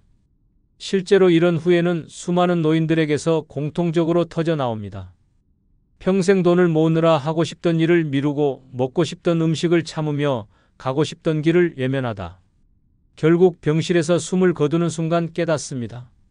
내가 돈을 아꼈던 게 아니라 내 인생을 아꼈던 거구나. 그 후회의 깊이는 죽음 앞에서 더 날카롭게 다가옵니다. 돈은 남아있는데 내 손으로 쓴 기억이 없으니 인생은 빈 껍데기로 사라지는 것입니다. 반대로 돈을 과감히 쓴 사람들의 노년은 전혀 다릅니다. 전북 군산에 사는 최은자 씨는 남편을 먼저 떠나보낸 뒤 마음을 고쳐먹었습니다. 돈은 내가 쓸 때만 내 거다. 그는 모아둔 적금을 깨고 하고 싶던 일들을 하나씩 실행했습니다. 동네 친구들과 전국 여행을 다니고 손주들과 외식도 자주 했습니다. 평생 입어보고 싶던 비싼 옷도 한 벌 샀습니다. 그는 웃으며 말했습니다. 이제야 내가 내 인생을 사는 것 같아. 그의 얼굴에는 늙음보다 생기가 가득했고 주변 사람들은 최 씨는 돈을 써서 젊음을 되찾았다고 말했습니다. 돈은 쌓아두면 자식들의 싸움판이나 병원비로 사라질 뿐 나를 위해 빛나지 않습니다. 내가 꺼내 쓰는 순간에만 내 것이 되고 그때에만 내 인생을 빛내는 도구가 됩니다. 돈을 쓰지 않고 떠난 사람들은 모두 같은 말을 남깁니다. 조금만 더 즐길 걸, 조금만 더 써볼 걸. 하지만 그 말은 무덤 속에서 아무 소용이 없습니다. 노년의 가장 어리석은 선택은 아껴서 후회하는 것입니다. 반대로 가장 현명한 선택은 지금 쓰며 살아있는 순간을 만드는 것입니다. 여행지의 바람을 느끼는 순간, 맛있는 음식을 맛보는 순간, 사랑하는 사람과 웃으며 보내는 순간이야말로 인생의 진짜 값어치입니다. 돈은 그 순간을 가능하게 해주는 열쇠입니다. 다 부질없습니다. 돈 안 쓰고 떠난 사람 결국 모두 후회하며 눈을 감습니다. 당신은 그 길을 따라가겠습니까? 아니면 지금 당장 내 인생을 위해 돈을 쓰며 웃고 떠나겠습니까? 인생은 단 한 번뿐이고 돈은 쓸 때만 내 것입니다. 지금 쓰는 그 순간이 바로 당신이 살아있음을 증명하는 가장 확실한 방법입니다. 다 부질없다. 65세 이후엔 노는 게 최고인 네 번째 이유는 돈을 쓰지 못하면 내 노력의 역사가 지워지기 때문입니다. 평생 땀 흘려 일하며 모은 돈은 결국 내가 어떻게 쓰느냐에 따라 가치가 결정됩니다. 전북 익산의 김도연 씨는 젊은 시절 새벽부터 밤까지 공장에서 일하며 돈을 모았습니다. 휴일도 반납하고 술 한 잔도 사치라 여기며 오직 저축에 매달렸습니다. 그렇게 40년을 바쳐 모은 돈은 억 단위로 불어났습니다. 그는 늘 뿌듯해하며 말했습니다. 내가 얼마나 고생했는데 이 돈은 내 인생의 증거다. 하지만 정작 그 돈을 자기 삶에 쓰지 못한 채 세상을 떠난 순간 그의 노력의 역사는 한순간에 무너졌습니다. 남겨진 자식들은 그 돈을 두고 다투었고 결국 아버지의 피땀은 추억이 아니라 소송 서류로 남았습니다. 그토록 고생했던 세월이 고마움으로 기억된 게 아니라 다툼과 원망으로 덮인 것입니다. 돈은 단순한 숫자가 아니라 내가 살아온 발자취입니다. 젊은 날 밤을 새워본 돈, 손에 굳은 살이 배기도록 모은 돈은 내가 살아온 시간 그 자체입니다. 그런데 그 돈을 쓰지 못하면 그 역사는 아무 의미가 없어집니다. 내가 직접 꺼내 쓰며 행복을 느끼는 순간 내 노력은 빛을 발합니다. 여행지에서 바람을 맞으며 내가 이곳에 오기 위해 평생 일했지라고 말할 때, 맛있는 음식을 먹으며 내 땀의 결실이 이 한 끼로 돌아왔구나라고 느낄 때 그제야 내 역사가 인생 속에 새겨집니다. 그러나 쓰지 못하면 내가 어떻게 살아왔는지는 지워지고 통장 숫자만 남습니다. 숫자는 내 삶을 증명하지 못합니다. 서울 강북구의 한 어르신은 정반대의 삶을 살았습니다. 젊을 때 작은 가게를 운영하며 모은 돈을 노년에 아낌없이 자신을 위해 썼습니다. 친구들과 전국을 돌며 사진을 남기고 손주들에게 맛있는 음식을 사주며 웃음을 나눴습니다. 그가 세상을 떠난 뒤 가족들은 돈보다 추억을 이야기했습니다. 아버지는 평생 열심히 살았고 마지막까지 본인답게 행복하게 쓰셨다. 그의 노력의 역사는 돈이 아니라 추억과 기억으로 남은 것입니다. 돈을 쓴 덕분에 그는 고생만 한 아버지가 아니라 삶을 제대로 누린 어른으로 기억되었습니다. 노년에 돈을 쓰지 못하면 결국 내 땀의 가치도 사라지고 내 삶의 노력은 흔적 없이 지워집니다. 그러나 쓰는 순간 그 돈은 내 역사에 색을 입힙니다. 나를 웃게 하고 주변 사람들에게 기억을 남기고 내 존재가 헛되지 않았음을 증명합니다. 다 부질없습니다. 돈은 쓰지 않으면 단순한 종이에 불과하고 내가 쓰는 순간에만 내 노력의 역사가 됩니다. 병원비로 허무하게 사라지거나 자식들 다툼의 불씨로 변하기 전에 지금 당장 내 삶을 위해 써야 합니다. 그렇게 쓸 때 내 땀과 고생의 흔적이 사라지지 않고 아름다운 이야기로 남습니다. 당신의 노년을 지워진 역사로 만들 것인지 살아있는 역사로 남길 것인지는 지금의 선택에 달려 있습니다. 다 부질없다.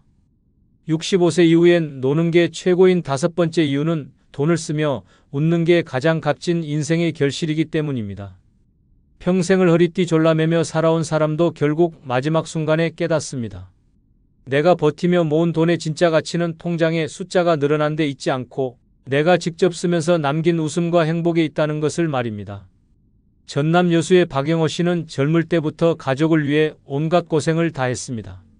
새벽마다 바다에 나가 물고기를 잡았고 비 오는 날에도 장화를 신고 시장에 나가 생선을 팔았습니다. 자식들 학비와 집 장만을 위해 자신의 옷 한 벌, 술 한 잔조차 아끼며 모았습니다. 은퇴 후에는 통장에 수억 원이 쌓였지만 정작 본인은 한 번도 여행을 가본 적 없었고 친구들과 마음 편히 웃으며 밥을 먹은 적도 드물었습니다. 그렇게 버티다 병을 얻어 병원 침대에 눕게 된 그는 눈을 감기 전 이런 말을 남겼습니다. 내가 왜 그 돈을 안 쓰고 살았을까? 웃어본 기억이 없네. 그의 자식들은 재산을 물려받았지만 아버지의 얼굴에 남은 표정은 평생의 고생이 지운 웃음 없는 모습이었습니다. 반대로 충북 제천의 김정순 씨는 다른 선택을 했습니다. 남편이 세상을 떠난 뒤 그는 자신을 위해 과감히 돈을 쓰기 시작했습니다. 평생 해보고 싶던 수영을 배우고 친구들과 전국을 다니며 맛있는 음식을 먹었습니다. 제주도에서 바닷바람을 맞으며 웃었고 손주들과 디즈니 영화를 보며 함께 아이스크림을 먹었습니다. 그는 늘 말했습니다. 돈은 쌓아둘 때 힘이 되는 게 아니라 쓰며 웃을 때 진짜 내 것이 된다. 그의 얼굴에는 나이를 거슬러 올라가는 듯한 생기가 있었고 주변 사람들 모두 김 씨는 돈을 써서 웃음을 얻었기 때문에 젊게 산다고 했습니다. 돈을 쓴다는 건 단순한 소비가 아닙니다. 그것은 내가 살아온 세월에 대한 보상이고 노력의 결실을 맛보는 순간입니다. 내가 흘린 땀이 웃음으로 바뀌는 때 비로소 내 인생은 완성됩니다. 돈을 쓰지 않으면 내 노력은 숫자로만 남고 결국 아무 의미 없이 사라집니다. 그러나 내가 웃으며 쓰는 순간 그 돈은 기억이 되고 추억이 되며 나의 자존감을 지켜주는 힘이 됩니다. 노년에 진짜 두려운 것은 돈이 없는 것이 아니라 웃음이 없는 삶입니다. 아무리 돈이 많아도 웃지 못하면 인생은 허무하고 반대로 돈이 많지 않아도 쓰는 순간마다 웃음이 피어나면 그 인생은 가장 값진 결실을 맺는 것입니다. 다 부질없습니다. 65세 이후에는 돈을 쌓아두는 것이 아니라 쓰면서 웃어야 합니다. 그 웃음이야말로 내가 살아왔음을 증명하는 가장 값진 결실이자 세상 어떤 것과도 바꿀 수 없는 보물입니다. 당신의 노년을 후회와 한숨으로 채울지 웃음과 행복으로 채울지는 지금 당신의 손에 달려 있습니다. 다 부질없다. 65세 이후엔 노는 게 최고인 6번째 이유는 돈을 쓰며 하루를 즐기는 게 최고의 복지이기 때문입니다. 평생 열심히 살며 모은 돈을 그저 쌓아두기만 하면 내 인생은 숫자로만 남습니다. 하지만 내가 직접 쓰며 하루를 즐기는 순간 그 돈은 나를 살리고 내 삶을 빛내는 진짜 힘이 됩니다. 서울 강북에 살던 정태호 씨는 젊을 때부터 남들보다 2배로 일했습니다. 건설 현장에서 택배 상하차장에서 쉬는 날도 없이 일해 결국 은퇴할 무렵엔 5억 원 가까운 돈을 모았습니다. 그는 늘 자식들에게 너희 잘되라고 고생했다고 말했지만 정작 본인은 늙음은 콩밥에 김치 한 조각으로 끼니를 때웠습니다. 은퇴 후에도 돈 쓰는 게 아까워 집에만 틀어박혀 지냈고 친구들과 모임에도 잘 나가지 않았습니다. 그렇게 시간이 흘러 병을 얻어 병원에 입원했을 때 그는 후회했습니다. 내가 하루만 더 즐겼어도 이렇게 허무하지는 않을 텐데. 남은 돈은 많았지만 웃음도 추억도 없는 인생은 산송장과 다를 바 없었습니다. 반대로 전주에 사는 이정순 씨는 은퇴 후 자신을 위해 돈을 쓰기로 결심했습니다. 매일 아침 동네 카페에서 좋아하는 라떼를 마시며 신문을 읽었고 일주일에 한 번은 친구들과 모여 고깃집에서 회포를 풀었습니다. 가끔은 손주들을 데리고 근교 여행을 떠나 웃음을 나눴습니다. 그녀는 말했습니다. 내가 하루를 즐기며 쓰는 이 돈이야말로 최고의 복지예요. 집에 쌓아둔 돈은 나를 지켜주지 못하지만 내가 쓰는 이 순간은 나를 살아있게 하죠. 그녀의 노년은 돈이 많지 않아도 늘 활기가 넘쳤고 주변 사람들 모두 그녀와 함께하는 시간을 기다렸습니다. 진짜 복지는 정부에서 주는 혜택이나 제도만이 아닙니다. 내가 스스로 나를 위해 쓰는 돈, 그 돈으로 하루를 즐기며 얻는 웃음과 여유가 최고의 복지입니다. 하루에 한 번 맛있는 음식을 먹고 마음 가는 대로 작은 선물을 사고 짧은 여행을 떠나는 것이야말로 나를 지켜주는 진짜 보험입니다. 돈은 쌓아두면 무거운 짐이 되지만 쓰면 삶을 가볍게 하고 웃음을 불러옵니다. 노년의 가장 큰 불행은 돈이 없는 것이 아니라 돈이 있어도 쓰지 못하는 것입니다. 그렇게 살면 결국 남는 건 후회와 공허뿐입니다. 그러나 내가 쓰며 하루를 즐길 때 그 순간은 내 것이 되고 그 하루가 쌓여 내 인생 전체가 복지로 채워집니다. 다 부질없습니다. 돈을 쓰며 하루를 즐기는 것, 그보다 더 확실한 복지는 없습니다. 당신의 노년을 후회로 채울지 웃음과 여유로 채울지는 바로 오늘 내 지갑을 어떻게 여느냐에 달려 있습니다. 영상이 끝나면 여러분의 경험이나 생각을 댓글로 남겨주세요. 여러분의 소중한 경험과 의견이 다른 누군가에게는 큰 힘과 깨달음이 분명될 것입니다. 아울러 멤버십 가입 부탁드리며 오늘 하루도 행복하시고 무탈하시기 바랍니다. 아버지, 이번 달은 저희도 힘들어요. 알아서 좀 하세요. 돈도 없으면서 왜 자꾸 요구만 하세요? 저 노인 아직도 버티네. 가진 것도 없으면서. 이 차가운 말들이 어디서 들려오는지 아십니까? 바로 피땀 흘려 키운 자식들의 입에서 흘러나오는 현실입니다. 노년의 돈이 힘인 이유는 단순히 생활비 때문이 아닙니다. 돈이 없으면 부모는 하루아침에 존중을 잃고 자식에게 무시당하며 결국 외로운 짐짝으로 전락합니다. 하지만 통장에 돈이 있으면 상황은 정반대입니다. 자식이 먼저 전화를 걸고 손주가 안겨들며 주변 사람들이 함부로 대하지 못합니다. 인격보다 사랑보다 결국 돈이 마지막 권위가 됩니다. 지금부터 노년의 돈이 힘인 6가지 이유를 낱낱이 파헤쳐 드리겠습니다. 구독, 좋아요, 알림 설정 누르시면 시작하겠습니다. 아울러 주변의 소중한 분들에게 많은 공유 부탁드립니다. 노년의 돈이 힘인 첫 번째 이유는 늙어서도 사람 대접을 받기 때문입니다. 늙으면 누구나 주름이 깊어지고 걸음은 느려지고 목소리는 작아집니다. 그 순간부터 세상은 노인을 귀찮은 존재로 보기 시작합니다. 하지만 돈이 있으면 이야기는 달라집니다. 늙었어도 몸이 약해졌어도 돈이 있는 노인은 여전히 대접받습니다. 반대로 돈이 없으면 인간 대접은커녕 눈치와 무시 속에 하루를 버티게 됩니다. 돈이 곧 사람으로 인정받는 최소한의 조건이 되는 현실은 잔인할 정도로 명확합니다. 서울 강동구에 사는 79세 박병수 씨는 은퇴 후 생활비가 부족해 아들 집에 얹혀 살았습니다. 처음엔 아버지 같이 계세요라며 환영했지만 시간이 흐르면서 공기가 달라졌습니다. 며느리는 식탁에 밥을 놓으면서도 눈을 마주치지 않았고 손주도 할아버지 냄새 난다며 피했습니다. 하루는 아들이 술에 취해 말했습니다. 아버지, 집도 없고 돈도 없으니 우리도 힘들어. 그 말을 들은 순간 박 씨는 온몸이 굳어졌습니다. 늙은 몸으로 집안에서 숨죽여 살아야 했고 결국 스스로 요양원에 들어갔습니다. 그가 마지막으로 남긴 말은 처절했습니다. 돈 없는 늙은이는 그냥 짐이야. 사람 대접은커녕 그림자 취급을 받는다. 반대로 부산 해운대에 사는 76세 윤영자 씨는 완전히 달랐습니다. 남편과 함께 평생 전략해 모은 돈으로 작은 건물 하나를 남겼고 매달 월세 수입이 안정적으로 들어왔습니다. 덕분에 혼자 살아도 생활에 불편이 없었습니다. 윤 씨가 경로당에 나타나면 사람들이 먼저 자리를 내주었고 이웃들은 항상 어머님 뭐 필요한 거 없으세요? 라며 인사를 건넸습니다. 심지어 며느리와 사위도 매달 먼저 찾아와 안부를 챙기며 웃음을 잃지 않았습니다. 생일이면 고급 한정식집에서 잔치를 열어주고 손주들은 늘 할머니 최고라며 안겼습니다. 윤 씨는 친구들에게 이렇게 말했습니다. 돈이 있으니 늙어도 여전히 어른 대접을 받는다. 돈이 없었으면 나도 무시당했을 거다. 그 말은 씁쓸했지만 누구도 반박하지 못했습니다. 노년의 돈이 힘은 이유는 바로 사람 대접입니다.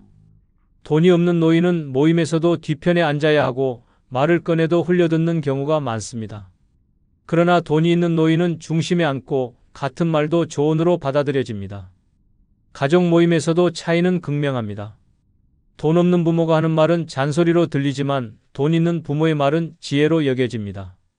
이웃과 친척들도 마찬가지입니다. 가진 게 없으면 불편한 존재가 되고 가진 게 있으면 존경받는 존재가 됩니다. 돈은 단순히 생활비를 해결하는 도구가 아닙니다. 그것은 늙어서도 사람으로 대우받게 해주는 마지막 무기입니다. 누구나 나이가 들면 힘은 빠지고 목소리는 작아집니다. 그러나 돈이 있으면 그 작은 목소리조차도 귀 기울여 듣게 됩니다. 돈은 나이를 넘어선 힘이고 늙은 몸을 지켜주는 갑옷입니다. 결국 노년의 돈이 힘은 이유는 늙어서도 사람 대접을 받기 때문입니다. 나이를 먹어도 존엄을 지키고 무시당하지 않고 끝까지 어른으로 남을 수 있는 길은 단 하나, 돈입니다. 눈물이 사람을 지켜주지 못합니다. 노년의 돈이 힘인 두 번째 이유는 자식이 무시하지 않기 때문입니다. 젊을 때는 부모의 희생이 당연한 듯 여겨지지만 시간이 지나 부모가 가진 돈이 사라지면 자식들의 태도도 서서히 변합니다. 부모가 병원비 한 푼, 용돈 몇만 원조차 감당하지 못하면 그 순간부터 존중은 무너지고 부모는 짐으로 취급됩니다. 가슴 아픈 현실이지만 돈이 곧 권위이자 자식 앞에서의 존재 이유가 되어버립니다. 서울 강북구에 사는 78세 박영달 씨는 평생을 건설 현장에서 땀 흘려 일하며 자식 공부에 모든 것을 바쳤습니다. 아들 둘을 대학까지 보내고 결혼 자금까지 대줬지만 본인은 남은 재산 하나 없었습니다. 아내가 세상을 떠난 뒤 혼자가 된 박 씨는 허리 통증이 심해 병원 신세를 지게 됐습니다. 처음엔 아들들이 교대로 간병을 돕겠다고 나섰지만 몇 달 지나지 않아 핑계를 대며 연락이 줄었습니다. 병원비가 쌓이고 생활비를 부탁하는 날이 많아지자 아들은 대놓고 말했습니다. 아버지, 저희도 사는 게 빠듯합니다. 이제는 스스로 좀 해결하세요. 순간 박 씨는 말문이 막혔습니다. 피와 땀으로 키워낸 자식들이었지만 돈이 떨어지자 그 사랑도 무너져 내린 것입니다. 결국 그는 요양원으로 보내졌고 명절에도 자식들이 찾아오지 않는 신세가 됐습니다. 남은 건 돈 없는 아버지는 무용지물이라는 처참한 깨달음뿐이었습니다. 반대로 경기도 용인에 사는 74세 김인숙 씨의 경우는 달랐습니다. 남편이 남긴 상가 건물에서 매달 월세가 꾸준히 들어왔습니다. 생활비는 물론이고 손주들 학원비까지 도와줄 여력이 있었습니다. 그 결과 자식들은 주말마다 김씨집을 찾았고 명절에는 온 가족이 모여 화기애애한 시간을 보냈습니다. 손주들은 김씨에게 안기며 할머니 최고를 외쳤고 아들, 딸은 다투듯이 병원 예약을 챙겼습니다. 김씨는 속으로 알았습니다. 내가 가진 게 있어서 저들이 나를 모시는 거지. 돈 없었으면 지금처럼 대접 못 받았을 거다. 이 말은 냉정하지만 사실이었습니다. 그녀가 존중받는 이유는 인품도 있지만 결국 돈이 있었기에 가능한 일이었습니다. 노년의 돈이 힘은 이유는 자식과의 관계에서 너무나 명확하게 드러납니다. 돈이 있으면 부모의 말이 조언이 되지만 돈이 없으면 같은 말도 잔소리가 됩니다. 돈이 있으면 자식들이 먼저 찾아오고 돈이 없으면 연락조차 피합니다. 부모의 권위는 혈연이 아니라 통장 잔고에서 비롯됩니다. 병원비를 스스로 내고 손주 용돈을 당당히 주는 부모는 존중을 받지만 생활비를 부탁하는 부모는 눈치와 냉대를 견뎌야 합니다. 돈은 단순한 생활 수단이 아닙니다. 그것은 노년의 존엄을 지켜주는 방패입니다. 돈이 있으면 자식의 눈빛이 따뜻하고 돈이 없으면 차갑습니다. 같은 부모인데 돈의 유무가 태도를 갈라놓습니다. 결국 노후의 돈이 힘인 이유는 단 하나, 자식에게 무시당하지 않기 위해서입니다. 눈물이 존엄을 지켜주지 못합니다. 오직 돈만이 마지막까지 부모를 부모답게 세워줍니다. 노년의 돈이 힘인 세 번째 이유는 이웃이 함부로 대하지 않기 때문입니다. 인간관계의 진실은 피도 눈물도 없습니다. 돈이 있는 노인은 마을에서 대접받고 돈이 없는 노인은 모욕과 무시 속에 살아갑니다. 평생 성실하게 살아왔어도 노년의 주머니가 비면 존경받는 어르신에서 단숨에 패 끼치는 노인으로 추락합니다. 이웃의 태도는 잔인할 정도로 돈에 따라 갈라집니다. 서울 동작구에 사는 79세 오명환 씨는 퇴직 후 가진 게 없어 기초생활수급자로 살았습니다. 처음엔 동네 사람들이 안부를 묻고 시장에서 마주치면 반갑게 인사도 했습니다. 하지만 오 씨가 월세와 관리비 때문에 동네 부동산 사무실에서 매번 밀린 돈을 변명하며 버티자 사람들의 시선은 서서히 달라졌습니다. 또 돈 얘기야? 나이 들어 민폐만 끼치네. 라는 말이 등 뒤에서 들렸습니다. 하루는 아파트 엘리베이터 안에서 이웃이 노골적으로 말했습니다. 관리비도 못 내면서 왜 여기서 살아? 나가야지. 그날 이후 오 씨는 아예 밖에 나가지 않았습니다. 사람들의 시선이 칼처럼 느껴졌기 때문입니다. 결국 쓰레기 버리러 내려가는 것도 두려워 밤늦게 몰래 움직였고 병원에 갈 돈이 없어 아픈 몸을 방치했습니다. 돈이 없으니 이웃이 함부로 대하고 존엄은 산산조각이 났습니다. 반면 경기도 과천에 사는 75세 최은자 씨는 정반대였습니다. 남편이 남긴 상가 건물에서 매달 월세가 들어와 생활은 넉넉했습니다. 동네 경로당에서도 마트에서도 그녀를 대하는 태도는 달랐습니다. 최 여사님 오셨어요? 자리에 앉으세요. 시장 보러 오셨으면 무거운 건 제가 들어드릴게요. 심지어 동네 사람들은 먼저 다가와 친절을 베풀었습니다. 이유는 단순했습니다. 그녀가 후원금을 내기도 하고 어려운 집안의 생활비를 보태주기도 했기 때문입니다. 돈이 있기에 이웃이 함부로 대하지 않았습니다. 오히려 존경과 배려가 따랐습니다. 최 씨는 친구들에게 이렇게 말하곤 했습니다. 돈이 있으니 내가 사람 대접을 받는 거야. 돈 없으면 나도 무시당했을걸. 그 솔직한 고백은 잔인했지만 현실이었습니다. 노년의 돈이 힘은 이유는 결국 인간관계의 온도차 때문입니다. 돈이 있는 노인은 이웃에게 존경받는 어른이 되고 돈이 없는 노인은 부담스러운 짐으로 낙인 찍힙니다. 쓰레기 버리는 사소한 행동조차 돈이 있으면 웃으며 맞이하지만 돈이 없으면 불평과 눈총이 따라 붙습니다. 동네 모임도 마찬가지입니다. 회비를 내는 사람은 존중받고 내지 못하는 사람은 투명인간 취급을 당합니다. 이웃의 태도는 결코 감정이 아니라 돈에 의해 결정됩니다. 돈은 단순히 생활의 도구가 아닙니다. 그것은 사회 속에서 나를 지켜주는 방패입니다. 돈이 있으면 이웃이 조심스레 말을 고르고 돈이 없으면 아무렇지 않게 모욕적인 말을 던집니다. 이웃의 눈빛 하나, 말투 하나가 돈의 유무에 따라 달라집니다. 노년의 가장 무서운 것은 외로움이 아니라 무시입니다. 그리고 그 무시는 오직 돈으로만 막을 수 있습니다. 결국 노년의 돈이 힘은 이유는 이웃이 함부로 대하지 않게 만드는 유일한 무기이기 때문입니다. 존엄은 눈물이 아니라 돈에서 나옵니다. 돈이 있어야 이웃이 함부로 하지 않고 돈이 있어야 마지막까지 사람답게 살 수 있습니다. 노년의 돈이 힘인 네 번째 이유는 재혼할 때 상대가 달라지기 때문입니다. 같은 나이, 같은 얼굴, 같은 건강 상태라도 주머니에 돈이 있느냐 없느냐에 따라 상대가 달라집니다. 가진 게 없는 노인은 짐덩어리 취급을 받고 돈이 있는 노인은 인생의 동반자로 대접받습니다. 그 차이는 잔인할 정도로 냉혹합니다. 사랑도 성격도 인품도 모두 뒷전입니다. 결국 상대는 당신의 통장을 먼저 바라봅니다. 부산에 사는 72세 김창호 씨는 아내와 사별한 후 외로움을 견디지 못해 재혼을 결심했습니다. 평생 건설 현장에서 일했지만 남은 돈은 거의 없었고 국민연금으로 한 달 80만 원을 받는 게 전부였습니다. 김 씨는 지인을 통해 중매를 보았지만 결과는 충격적이었습니다. 첫 만남에서 상대 여성은 대놓고 물었습니다. 집은 본인 명의인가요? 연금은 얼마나 나오세요? 김 씨가 솔직히 털어놓자 분위기는 싸늘하게 얼어붙었습니다. 몇 번의 만남이 이어졌지만 상대는 끝내 연락을 끊었습니다. 김 씨는 허탈하게 말했습니다. 내 나이가 문제가 아니더라고. 가진 게 없으니 그냥 사람 취급도 안 해주더라.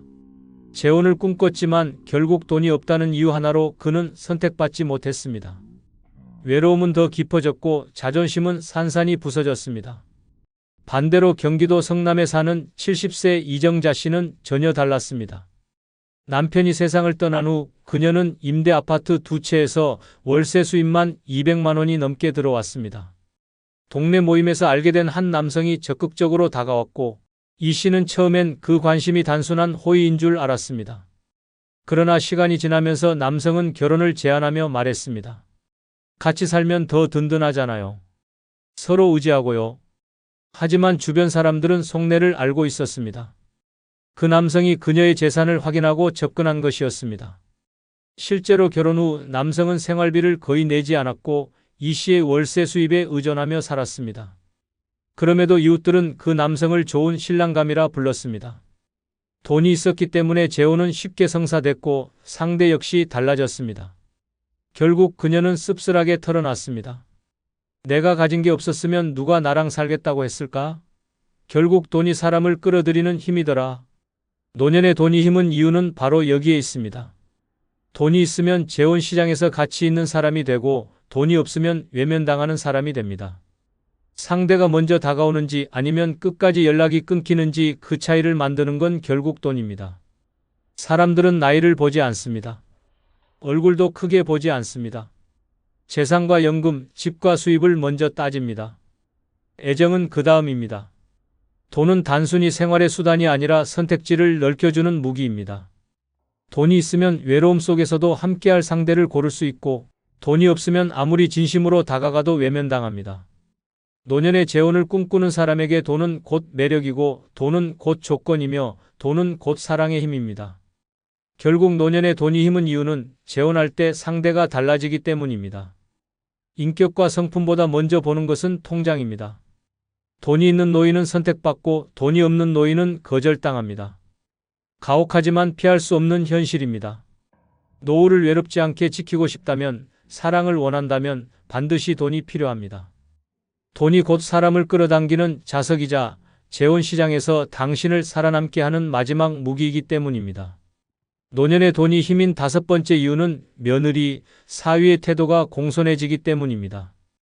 피 한 방울 섞이지 않은 관계, 겉으로는 가족이라 부르지만 속내는 돈 앞에서 적나라하게 드러납니다.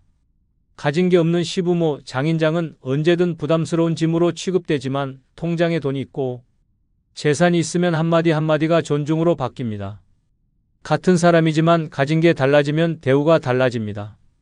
서울 노원구에 사는 80세 김석호 씨는 퇴직 후 연금도 제대로 준비하지 못해 매달 용돈을 아들 내외에게 의지했습니다. 처음엔 며느리가 웃으며 밥상을 차려주더니 시간이 지날수록 얼굴이 굳어졌습니다. 전기세, 관리비가 밀려 부탁할 때마다 며느리는 노골적으로 말했습니다. 아버님, 저희도 애 키우느라 빠듯해요. 제발 조금만 줄여 쓰세요. 어느 날은 식탁에서 손주 앞에서도 말했습니다. 돈도 못 버시면서 왜 이렇게 요구가 많으세요? 그 순간 김 씨는 수치심에 고개를 떨궜습니다. 아들마저 말리지 않았습니다. 결국 김 씨는 눈치만 보며 살다 스스로 요양원에 들어갔습니다.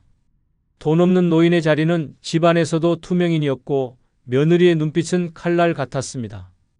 반대로 경기도 수원에 사는 77세 이정분 씨는 상황이 달랐습니다. 남편과 함께 모은 재산으로 상가를 임대 주어 매달 250만 원이 꼬박꼬박 들어왔습니다. 이 씨는 명절마다 며느리와 사위에게 두툼한 봉투를 챙겨주었고 그 덕분에 대우는 달라졌습니다.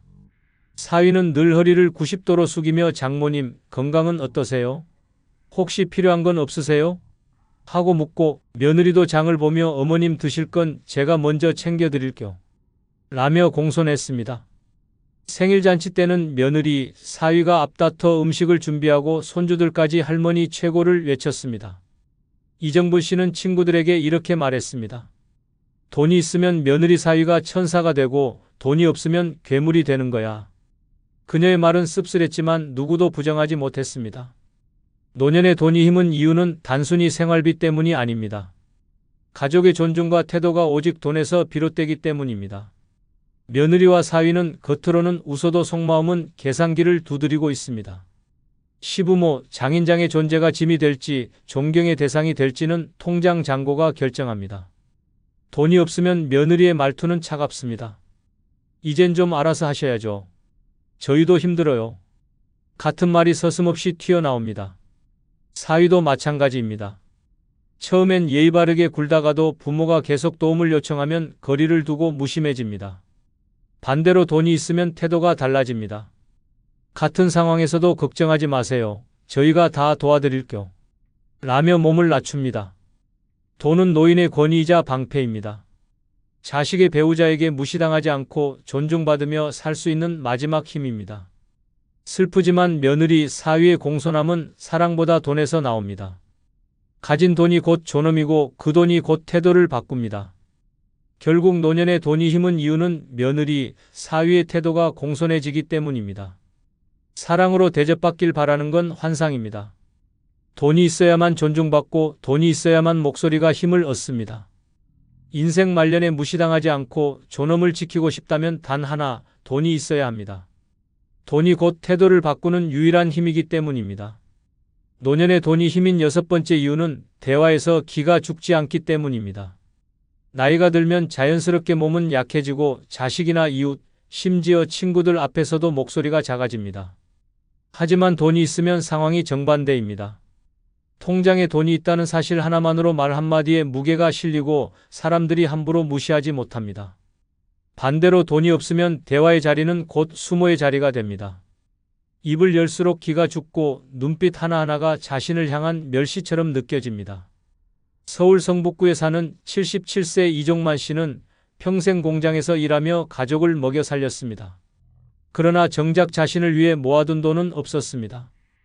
은퇴 후 친구들과 경로당에서 대화할 때마다 그는 기가 꺾였습니다. 다른 친구들이 우리 아들 이번에 집 사줬다더라. 연금 덕에 여행 다녀왔다라며 자랑을 늘어놓을 때 이 씨는 입을 닫고 고개만 끄덕였습니다. 말을 꺼내려다 나는 가진 게 없다는 현실이 떠올라 차마 목소리를 높이지 못했습니다. 심지어 손주 얘기만 나와도 기가 죽었습니다.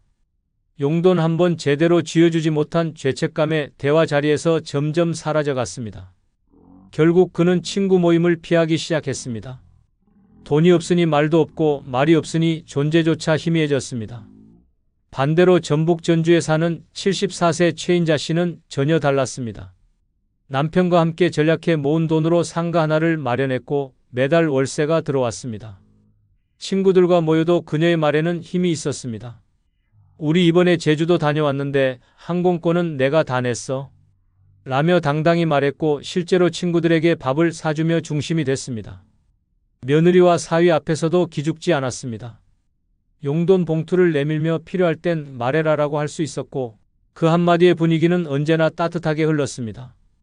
돈이 있으니 그녀의 말은 존중받았고 누구도 무시하지 못했습니다. 그녀는 친구들에게 웃으며 말했습니다. 돈이 있으니까 목소리가 커지더라. 안 그러면 입 다물고 살아야 해. 이 씁쓸한 농담은 사실이었습니다. 노년의 돈이 힘은 이유는 결국 대화의 무게 때문입니다. 가진 게 없으면 말은 곧 공허한 메아리가 되고 가진 게 있으면 한마디가 곧 권위가 됩니다. 가족 모임에서도 마찬가지입니다. 돈 없는 부모가 이건 이렇게 하면 좋겠다라고 말하면 잔소리로 들리지만 돈 있는 부모가 같은 말을 하면 조언으로 받아들입니다. 이웃과 친구들 사이에서도 돈 없는 노인은 대화에 끼지 못하고 돈 있는 노인은 대화의 중심이 됩니다. 돈은 단순한 생활의 수단이 아닙니다. 그것은 목소리의 크기이고 기죽지 않고 당당히 설 수 있는 힘입니다. 아무리 올바른 말이라도 돈이 없으면 무시당하지만 돈이 있으면 같은 말도 존중받습니다. 노년의 가장 무서운 것은 병도 외로움도 아닌 대화에서 무시당하고 기가 죽는 순간입니다. 그리고 그 순간을 막아주는 유일한 무기가 바로 돈입니다. 결국 노년의 돈이 힘은 이유는 대화에서 기가 죽지 않기 때문입니다. 당당히 말할 수 있고 고개 숙이지 않고 목소리를 낼 수 있는 힘은 오직 돈이 지켜줍니다. 돈이 곧 존엄이고 돈이 곧 목소리이며 돈이 곧 당신의 길을 살려주는 마지막 힘입니다. 영상이 끝나면 여러분의 경험이나 생각을 댓글로 남겨주세요. 여러분의 소중한 경험과 의견이 다른 누군가에게는 큰 힘과 깨달음이 분명될 것입니다. 아울러 멤버십 가입 부탁드리며 오늘 하루도 행복하시고 무탈하시기 바랍니다. 추석 아침, 서울 금천구의 오래된 빌라 복도는 이른 시간부터 분주합니다. 엘리베이터 앞에는 전이 담긴 반찬통을 든 젊은 부부가 서 있고 아래층에서는 아이들이 웃으며 할머니 송편 다 쪘어요 하고 외칩니다. 세상은 명절에 들뜬 공기로 가득합니다. 그러나 203호 김영호 씨의 집은 정반대입니다. 방 안은 조용하고 차갑습니다. 어제 끓였다 식은 국에서 비린 냄새가 풍기고 창가에는 먼지가 쌓여 있습니다. 냄비 대신 곰팡이가 핀 밥그릇, 송편 대신 편의점에서 사온 삼각김밥 하나가 밥상 위에 덩그러니 놓여 있습니다. 김 씨는 그 앞에 앉아 물 한 잔을 들이켜며 중얼거립니다. 명절이라고 달라질 건 없지. TV에서는 아침 뉴스가 흘러나옵니다. 사회자는 활짝 웃으며 말합니다. 오늘은 가족과 함께 웃음이 넘치는 한가위를 보내시길 바랍니다. 그 한마디가 그의 가슴을 후벼 팝니다. 그는 리모컨을 눌러 TV를 꺼버리고 한동안 멍하니 벽을 바라봅니다. 예전엔 이 방 안도 따뜻했습니다. 아내가 전을 부치며 기름 너무 많이 쓰지 마요 하던 목소리, 손주가 뛰어다니며 할아버지 달 하며 웃던 모습이 아직도 생생합니다. 하지만 아내는 10년 전 세상을 떠났고 자식 둘은 결혼 후 지방으로 내려갔습니다. 처음 몇 해는 전화라도 걸려왔습니다. 아버지, 이번엔 꼭 올라갈게요. 다음 명절엔 같이 밥 먹어요. 그러나 그 약속은 지켜진 적이 없습니다. 지난 설에도 그 전 추석에도 휴대폰은 한 번도 울리지 않았습니다. 그럼에도 김 씨는 매년 명절이면 휴대폰을 눈앞에 두고 기다립니다. 이번엔 오겠지. 손주도 많이 컸을 테니 한 번쯤 보고 싶어 하지 않을까? 하지만 그 희망은 아침이 지나고 점점 사라집니다. 시계는 9시를 가리키고 방 안엔 정적만 가득합니다. 그는 문을 열어 복도로 나가봅니다. 바닥엔 새 신발이 줄지어 놓여 있고 누군가 문 안에서 아버지 이거 좀 더 드세요 하는 소리가 들립니다. 그 따뜻한 말들이 벽을 타고 들려오자 김 씨는 본능적으로 고개를 숙입니다. 자신은 그 아버지라는 단어를 들을 수조차 없는 사람이라는 사실이 가슴을 찌릅니다. 방으로 돌아오니 햇살이 커튼 사이로 들어옵니다. 빛은 따뜻한데 그 안에 서 있는 자신이 유독 초라해 보입니다. 그는 서랍을 열어봅니다. 안에는 손주가 초등학생일 때 그려준 그림이 한 장 있습니다. 할아버지 사랑해요라는 삐뚤빼뚤한 글씨. 그는 그 종이를 천천히 손끝으로 쓸어보며 속삭입니다. 지금은 대학생쯤 됐겠지. 나를 기억이라도 할까? 점점 배가 고파옵니다. 냄비에 어제 남은 밥을 물에 말아 먹습니다. 찬밥을 삼키며 혀끝에서 김치의 짠맛보다 씁쓸한 마음이 먼저 느껴집니다. 밖에선 기름 냄새가 짙어지고 골목마다 웃음소리가 퍼집니다. 아이들이 문 앞을 뛰어다니며 소리칩니다. 엄마, 이거 맛있어요. 그 말 한마디에 김 씨는 젓가락을 멈춥니다. 자신도 그토록 평범한 대화를 나누던 시절이 있었다는 게 믿기지 않습니다. 그는 다시 창문을 닫고 의자에 앉습니다. 한숨이 저절로 새어 나옵니다. 그땐 몰랐지. 시간이 이렇게 잔인한 줄. 벽에 걸린 달력을 바라보면 빨간 글씨로 적힌 추석 두 글자가 유독 선명합니다. 하지만 그것은 축하가 아니라 자신이 세상에서 더 멀어졌음을 알리는 표시 같습니다. 낮이 되자 햇살은 점점 따갑게 변하지만 방 안의 온도는 여전히 차갑습니다. 김 씨는 무릎이 아파 움직이지 못한 채 창문 아래에 앉습니다. 지나가는 사람들의 손에는 선물 꾸러미가 들려 있습니다. 그는 그 장면을 바라보다가 이내 눈을 감습니다. 명절이 뭐라고 다 잊으면 편할 텐데. 그의 입가에 희미한 미소가 번집니다. 그러나 그 미소는 슬픔의 그림자를 숨기지 못합니다. 그에게 추석은 기쁨의 날이 아니라 잊힌 존재임을 확인하는 날입니다. 전화 한 통 없는 아침, 송편 대신 찬밥 한 그릇으로 시작된 하루. 그렇게 김영호 씨의 명절은 또다시 고요한 패배처럼 흘러갑니다. 점심 무렵 햇살이 복도 끝까지 비쳐듭니다. 세상은 여전히 명절의 향기로 가득하지만 김영호 씨의 방 안은 공기마저 멈춘 듯 조용합니다. 배가 고파도 입맛이 없습니다. 그는 의자에 앉아 텅 빈 냉장고를 바라보다가 한참 뒤에야 재킷을 걸칩니다. 그래도 뭐라도 먹어야지. 혼잣말처럼 내뱉고 문을 나섭니다. 골목길은 사람들로 붐빕니다. 부부들이 손에 들고 있는 장바구니마다 고기, 전, 과일이 한가득입니다. 시장 입구는 인산인해입니다. 한우 좋아요. 오늘은 세일이에요. 송편 한 팩 남았어요. 그 활기찬 목소리들이 김 씨의 귀를 파고듭니다. 하지만 그는 그 틈에 끼지 못합니다. 그저 사람들 사이를 피해 구석에 자리 잡은 작은 반찬 가게로 향합니다. 김치 조금만 주세요. 얼마어치요? 1,000원어치만요. 주인은 잠시 말을 멈추더니 작은 비닐봉지에 김치를 담습니다. 그 짧은 순간 김 씨는 얼굴이 화끈거립니다. 남들처럼 두 손 무겁게 장을 보고 싶지만 주머니 속엔 1,000원짜리 몇 장뿐입니다. 그는 고개를 숙인 채 거스름돈을 챙기며 중얼거립니다. 명절인데 이 정도면 됐지. 집으로 돌아오는 길 골목마다 풍요가 넘칩니다. 차례를 마친 가족들이 모여 웃고 아이들이 손에 송편을 들고 달립니다. 그 소리들이 등 뒤를 스칠 때마다 그는 고개를 더 숙입니다. 시장 비닐봉투 속에는 김치와 나물 한 줌이 전부입니다. 손에 쥔 봉지가 바람에 펄럭일 때마다 그 안의 허전함이 마음속 허공처럼 흔들립니다. 방에 들어와 밥상을 펴고 냉장고에 남은 찬밥을 꺼냅니다. 밥그릇에 물을 부어 데워 먹으려 하지만 전자레인지가 고장난 지 오래입니다. 결국 찬밥을 그대로 삼키며 반찬으로는 김치 한 젓가락과 나물 몇 줄기뿐입니다. 그래도 배는 채워야지. 그는 말없이 밥을 씹지만 씹을수록 목이 메어옵니다. 음식이 아니라 외로움이 입안에 퍼지는 듯합니다. 그때 벽 너머에서 들려오는 소리가 더욱 선명해집니다. 우리 손주 이거 전 부쳤지? 참 잘했네. 그 웃음소리에 젓가락이 멈춥니다. 김 씨는 한동안 숨을 고르며 밥상을 바라봅니다. 그의 식탁은 차갑고 고요하며 말 한마디 없는 세계입니다. 명절에 밥같이 먹을 사람 하나 없다는 게 이렇게 서럽구나. 그는 TV를 켭니다. 명절 특집 프로그램이 나오고 화면 속에서는 연예인들이 송편을 나누며 웃고 있습니다. 가족과 함께하는 따뜻한 한가위. 그 문장이 자막으로 떠오르자 그는 리모컨을 내려놓고 화면을 꺼버립니다. 가족, 그 말이 제일 아프다. 그의 목소리는 거의 속삭임에 가깝습니다. 점심을 마치고 그릇을 씻습니다. 찬물에 손이 닿자 손끝이 저립니다. 물소리가 방 안가득 울려 퍼집니다. 그는 그 소리를 들으며 마치 자신의 외로움이 씻겨 내려가길 바랍니다. 그러나 물을 잠그자마자 다시 정적이 돌아옵니다. 침묵이 이 집의 주인처럼 다시 자리를 잡습니다. 창문을 열자 햇살이 벽을 타고 들어옵니다. 그 빛이 따뜻하지만 김 씨의 그림자는 한층 더 길게 드리워집니다. 그는 커튼을 다시 닫으며 눈을 감습니다. 명절이라 참 잔인한 날이야. 그 말 한마디가 방 안을 메웁니다. 밖에서는 여전히 웃음소리가 들립니다. 아이의 웃음, 어른의 대화, 술잔이 부딪히는 소리.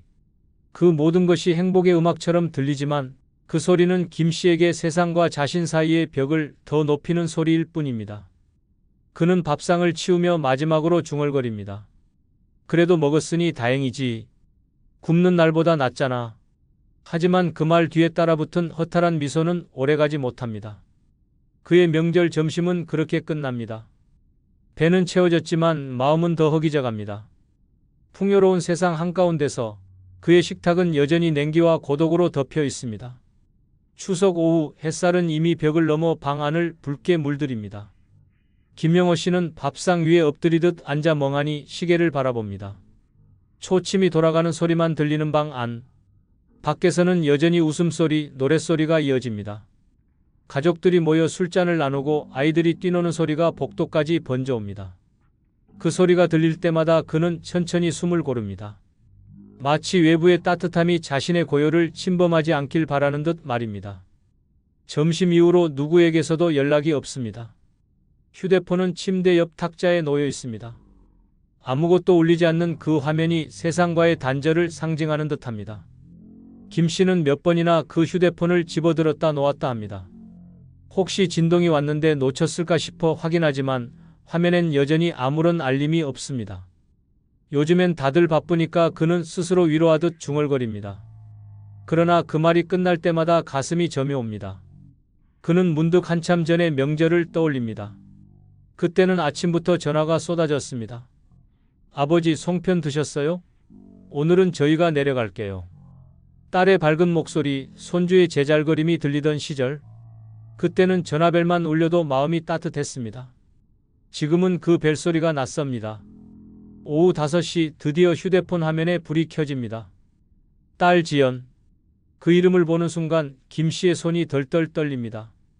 그는 급히 전화를 받습니다. 지연아.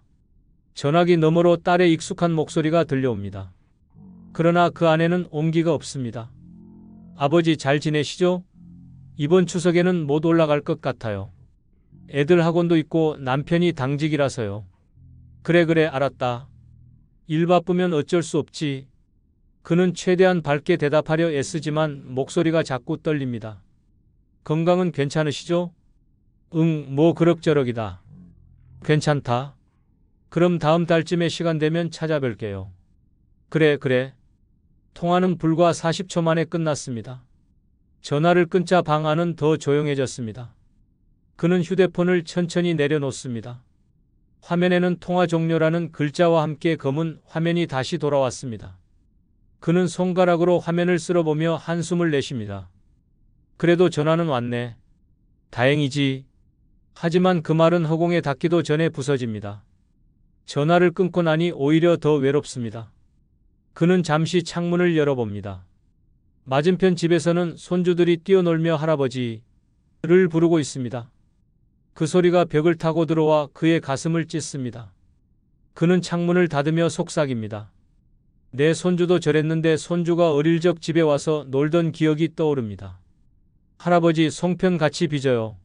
하고 웃던 얼굴. 지금은 번호조차 바뀌어 연락도 닿지 않습니다. 저녁 무렵 하늘이 붉게 물들고 가로등 불빛이 켜지기 시작합니다. 김 씨는 텅 빈 식탁 앞에 다시 앉습니다. 휴대폰을 한참 바라보다가 혹시나 싶어 딸에게 문자를 보냅니다. 지연아, 아버지는 괜찮다. 명절 잘 보내라. 그는 보내기 버튼을 누르고 오랫동안 그 화면을 바라봅니다. 답장은 오지 않습니다. 몇 분이 지나고 몇 시간이 지나도 알림음은 울리지 않습니다. 그는 조용히 눈을 감습니다. 마음 한켠에서 서운함이 밀려오지만 동시에 이해하려 애씁니다. 지연이도 살기 힘들겠지. 요즘 세상이 어디 쉽나? 하지만 그 말이 자신을 위로하지 못한다는 걸 그는 이미 알고 있습니다. 자식이 준 짧은 안부 전화 한 통이 오히려 오늘 하루의 가장 깊은 상처로 남았습니다. 밤이 완전히 내려앉을 즈음 김 씨는 전화를 다시 꺼내 들어봅니다. 연락처 목록을 훑어보지만 걸 수 있는 번호가 없습니다. 친구들은 하나둘 세상을 떠났고 남은 몇 명도 각자 가족과 시간을 보내고 있을 겁니다. 결국 그는 휴대폰을 꺼버립니다. 화면이 꺼지는 순간 방 안의 어둠이 한층 더 짙어집니다. 그는 혼잣말처럼 중얼거립니다. 전화 한 통이면 됐는데, 한마디 따뜻한 말이면 됐는데. 하지만 그마저도 바쁜 세상에서는 사치가 되어버렸습니다.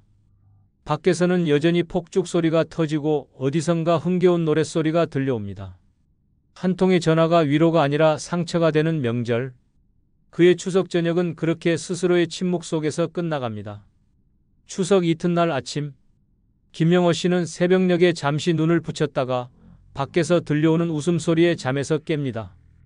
벽 하나 사이로 들려오는 아이들의 웃음소리, 냄비에서 국이 끓는 소리, 누군가의 어머니 더 드세요 하는 다정한 목소리, 문틈 사이로 스며드는 고소한 전 냄새가 공기를 가득 메웁니다. 그러나 그 향기는 김 씨의 방 안에서는 고문처럼 느껴집니다. 그는 이불을 머리끝까지 덮어보지만 그 따뜻한 기운이 자꾸만 현실을 찌릅니다. 한참을 그렇게 누워있다가 결국 일어납니다. 허리와 무릎이 굳어 몸이 잘 펴지지 않지만 그는 벽을 짚고 서서 커튼을 걷습니다.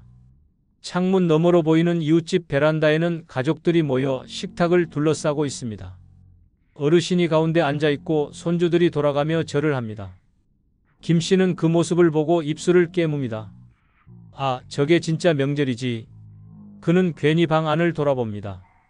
벽에는 달력 한 장, 낡은 시계 하나, 그리고 텅 빈 밥상이 전부입니다. 어디에도 명절의 흔적은 없습니다. 한때 자신도 저런 풍경 속의 주인공이었습니다. 아이들이 아버지, 명절에는 우리 집이 제일 맛있어요 라며 웃던 시절이 있었습니다. 하지만 지금은 그 모든 장면이 머릿속에 오래된 사진처럼 흐릿합니다. 점심시간이 되자 복도는 더 시끌벅적해집니다. 이웃집 문 앞에는 손님들의 신발이 가득합니다. 김 씨는 무심히 그 앞을 지나가려다 멈춥니다. 문틈으로 새어나오는 웃음소리, 술잔 부딪히는 소리, 그리고 행복이라는 단어가 들립니다. 그 단어 하나가 심장을 찌릅니다. 행복이라 나한테는 참 멀구나. 그는 괜히 쓰레기 봉투를 챙깁니다. 특별히 버릴 것도 없지만 그래도 뭔가 움직이지 않으면 더 외로울 것 같아서입니다. 봉투를 들고 계단을 내려가는 동안 맞은편 집 문이 열리며 중년 여성이 인사합니다. 아버님, 명절 잘 보내세요. 김 씨는 멋쩍게 웃으며 고개를 끄덕입니다. 예, 잘 보내세요. 그 짧은 인사 하나가 따뜻해야 하지만 오히려 가슴이 더 시립니다. 상대는 진심으로 인사했겠지만 자신은 그 명절이라는 말조차 낯섭니다. 자신에겐 아무 일도 없는 평범한 하루일 뿐이니까요. 밖으로 나가면 골목에는 명절 분위기가 흘러넘칩니다. 시장은 여전히 붐비고 아이들은 한복을 입고 사진을 찍습니다. 가족 단위로 다니는 사람들 사이에서 김 씨의 모습은 한눈에 외로워 보입니다. 그는 손에 들린 쓰레기 봉투를 천천히 쓰레기통에 넣습니다. 그 순간 문득 생각이 듭니다. 내 인생도 저기 버려지는 건 아닐까? 집으로 돌아오는 길 공원에 들릅니다. 평소엔 노인들이 장기 두는 자리지만 오늘은 대부분 비어 있습니다.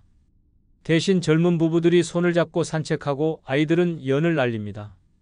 김 씨는 벤치에 앉아 그 풍경을 바라봅니다. 따뜻한 햇살이 얼굴을 스치지만 마음은 더 차갑습니다. 그는 자신의 신발을 내려다봅니다. 낡고 해진 운동화. 이 신발로 평생 일을 다녔고 버스핸들을 잡으며 온 도시를 달렸습니다. 그때는 늘 바빴고 가족을 위해 살았습니다. 그러나 지금은 아무도 그의 이름을 부르지 않습니다. 돈이 없으니 초대받을 자격도 찾아올 이유도 사라졌습니다. 명절이란 결국 가진 자들의 축제일 뿐 없는 자에겐 현실을 더 잔인하게 보여주는 거울일 뿐입니다. 해가 기울 무렵 그는 다시 집으로 돌아옵니다. 복도를 지나며 들려오는 소리들. 손주야, 그만 먹어라. 엄마, 나 이거 포장해 가도 돼? 그 모든 소리가 풍요로움의 노래처럼 들립니다. 문을 열고 들어온 그의 방은 다시 어둠에 잠깁니다. 그는 한참 동안 아무 말 없이 서 있습니다. 그리고 중얼거립니다. 행복이란 게 꼭 돈 때문만은 아니라 했는데 그래도 돈이 있어야 사람들 속에 설 수는 있구나. 그의 시선이 바닥의 신문지 위로 떨어집니다. 거기엔 대문짝만하게 이런 문장이 적혀 있습니다. 풍요로운 한가위, 가족과 함께. 그는 쓴 웃음을 짓습니다. 가족과 함께라, 그 말이 제일 잔인하네. 밖에서는 또다시 폭죽 소리가 터집니다. 아이들이 웃으며 소리를 지르고 어른들은 술잔을 나눕니다. 하지만 김영호 씨의 방 안에서는 냉기만이 가득합니다. 그가 느끼는 풍요는 타인의 소리로만 존재하고 자신의 현실은 점점 더 쓸쓸해집니다. 그렇게 추석의 둘째 날은 저물어갑니다. 누군가는 가족의 품에서 웃고 누군가는 외로움 속에서 잠을 청합니다. 김영호 씨에게 명절의 풍경은 따뜻함이 아니라 자신이 세상에서 얼마나 멀어졌는지를 보여주는 잔혹한 거울일 뿐입니다. 명절의 마지막 날 아침부터 동네는 분주합니다. 짐을 싸는 소리, 트렁크 닫히는 소리, 어머니 잘 계세요 하는 인사들이 여기저기서 들려옵니다. 그 소리들이 멀어질수록 김영호 씨의 방 안은 더 고요해집니다. 하루 전까지만 해도 온 동네에 흘러넘치던 웃음소리와 음식 냄새는 사라지고 대신 버려진 쓰레기 봉투와 식은 명절 음식 냄새만이 복도에 남았습니다. 그는 창문을 열어봅니다. 비워진 주차장, 멀어져가는 자동차들, 사람들이 떠난 자리에 남은 건 쓸쓸한 정적뿐입니다. 그는 중얼거립니다.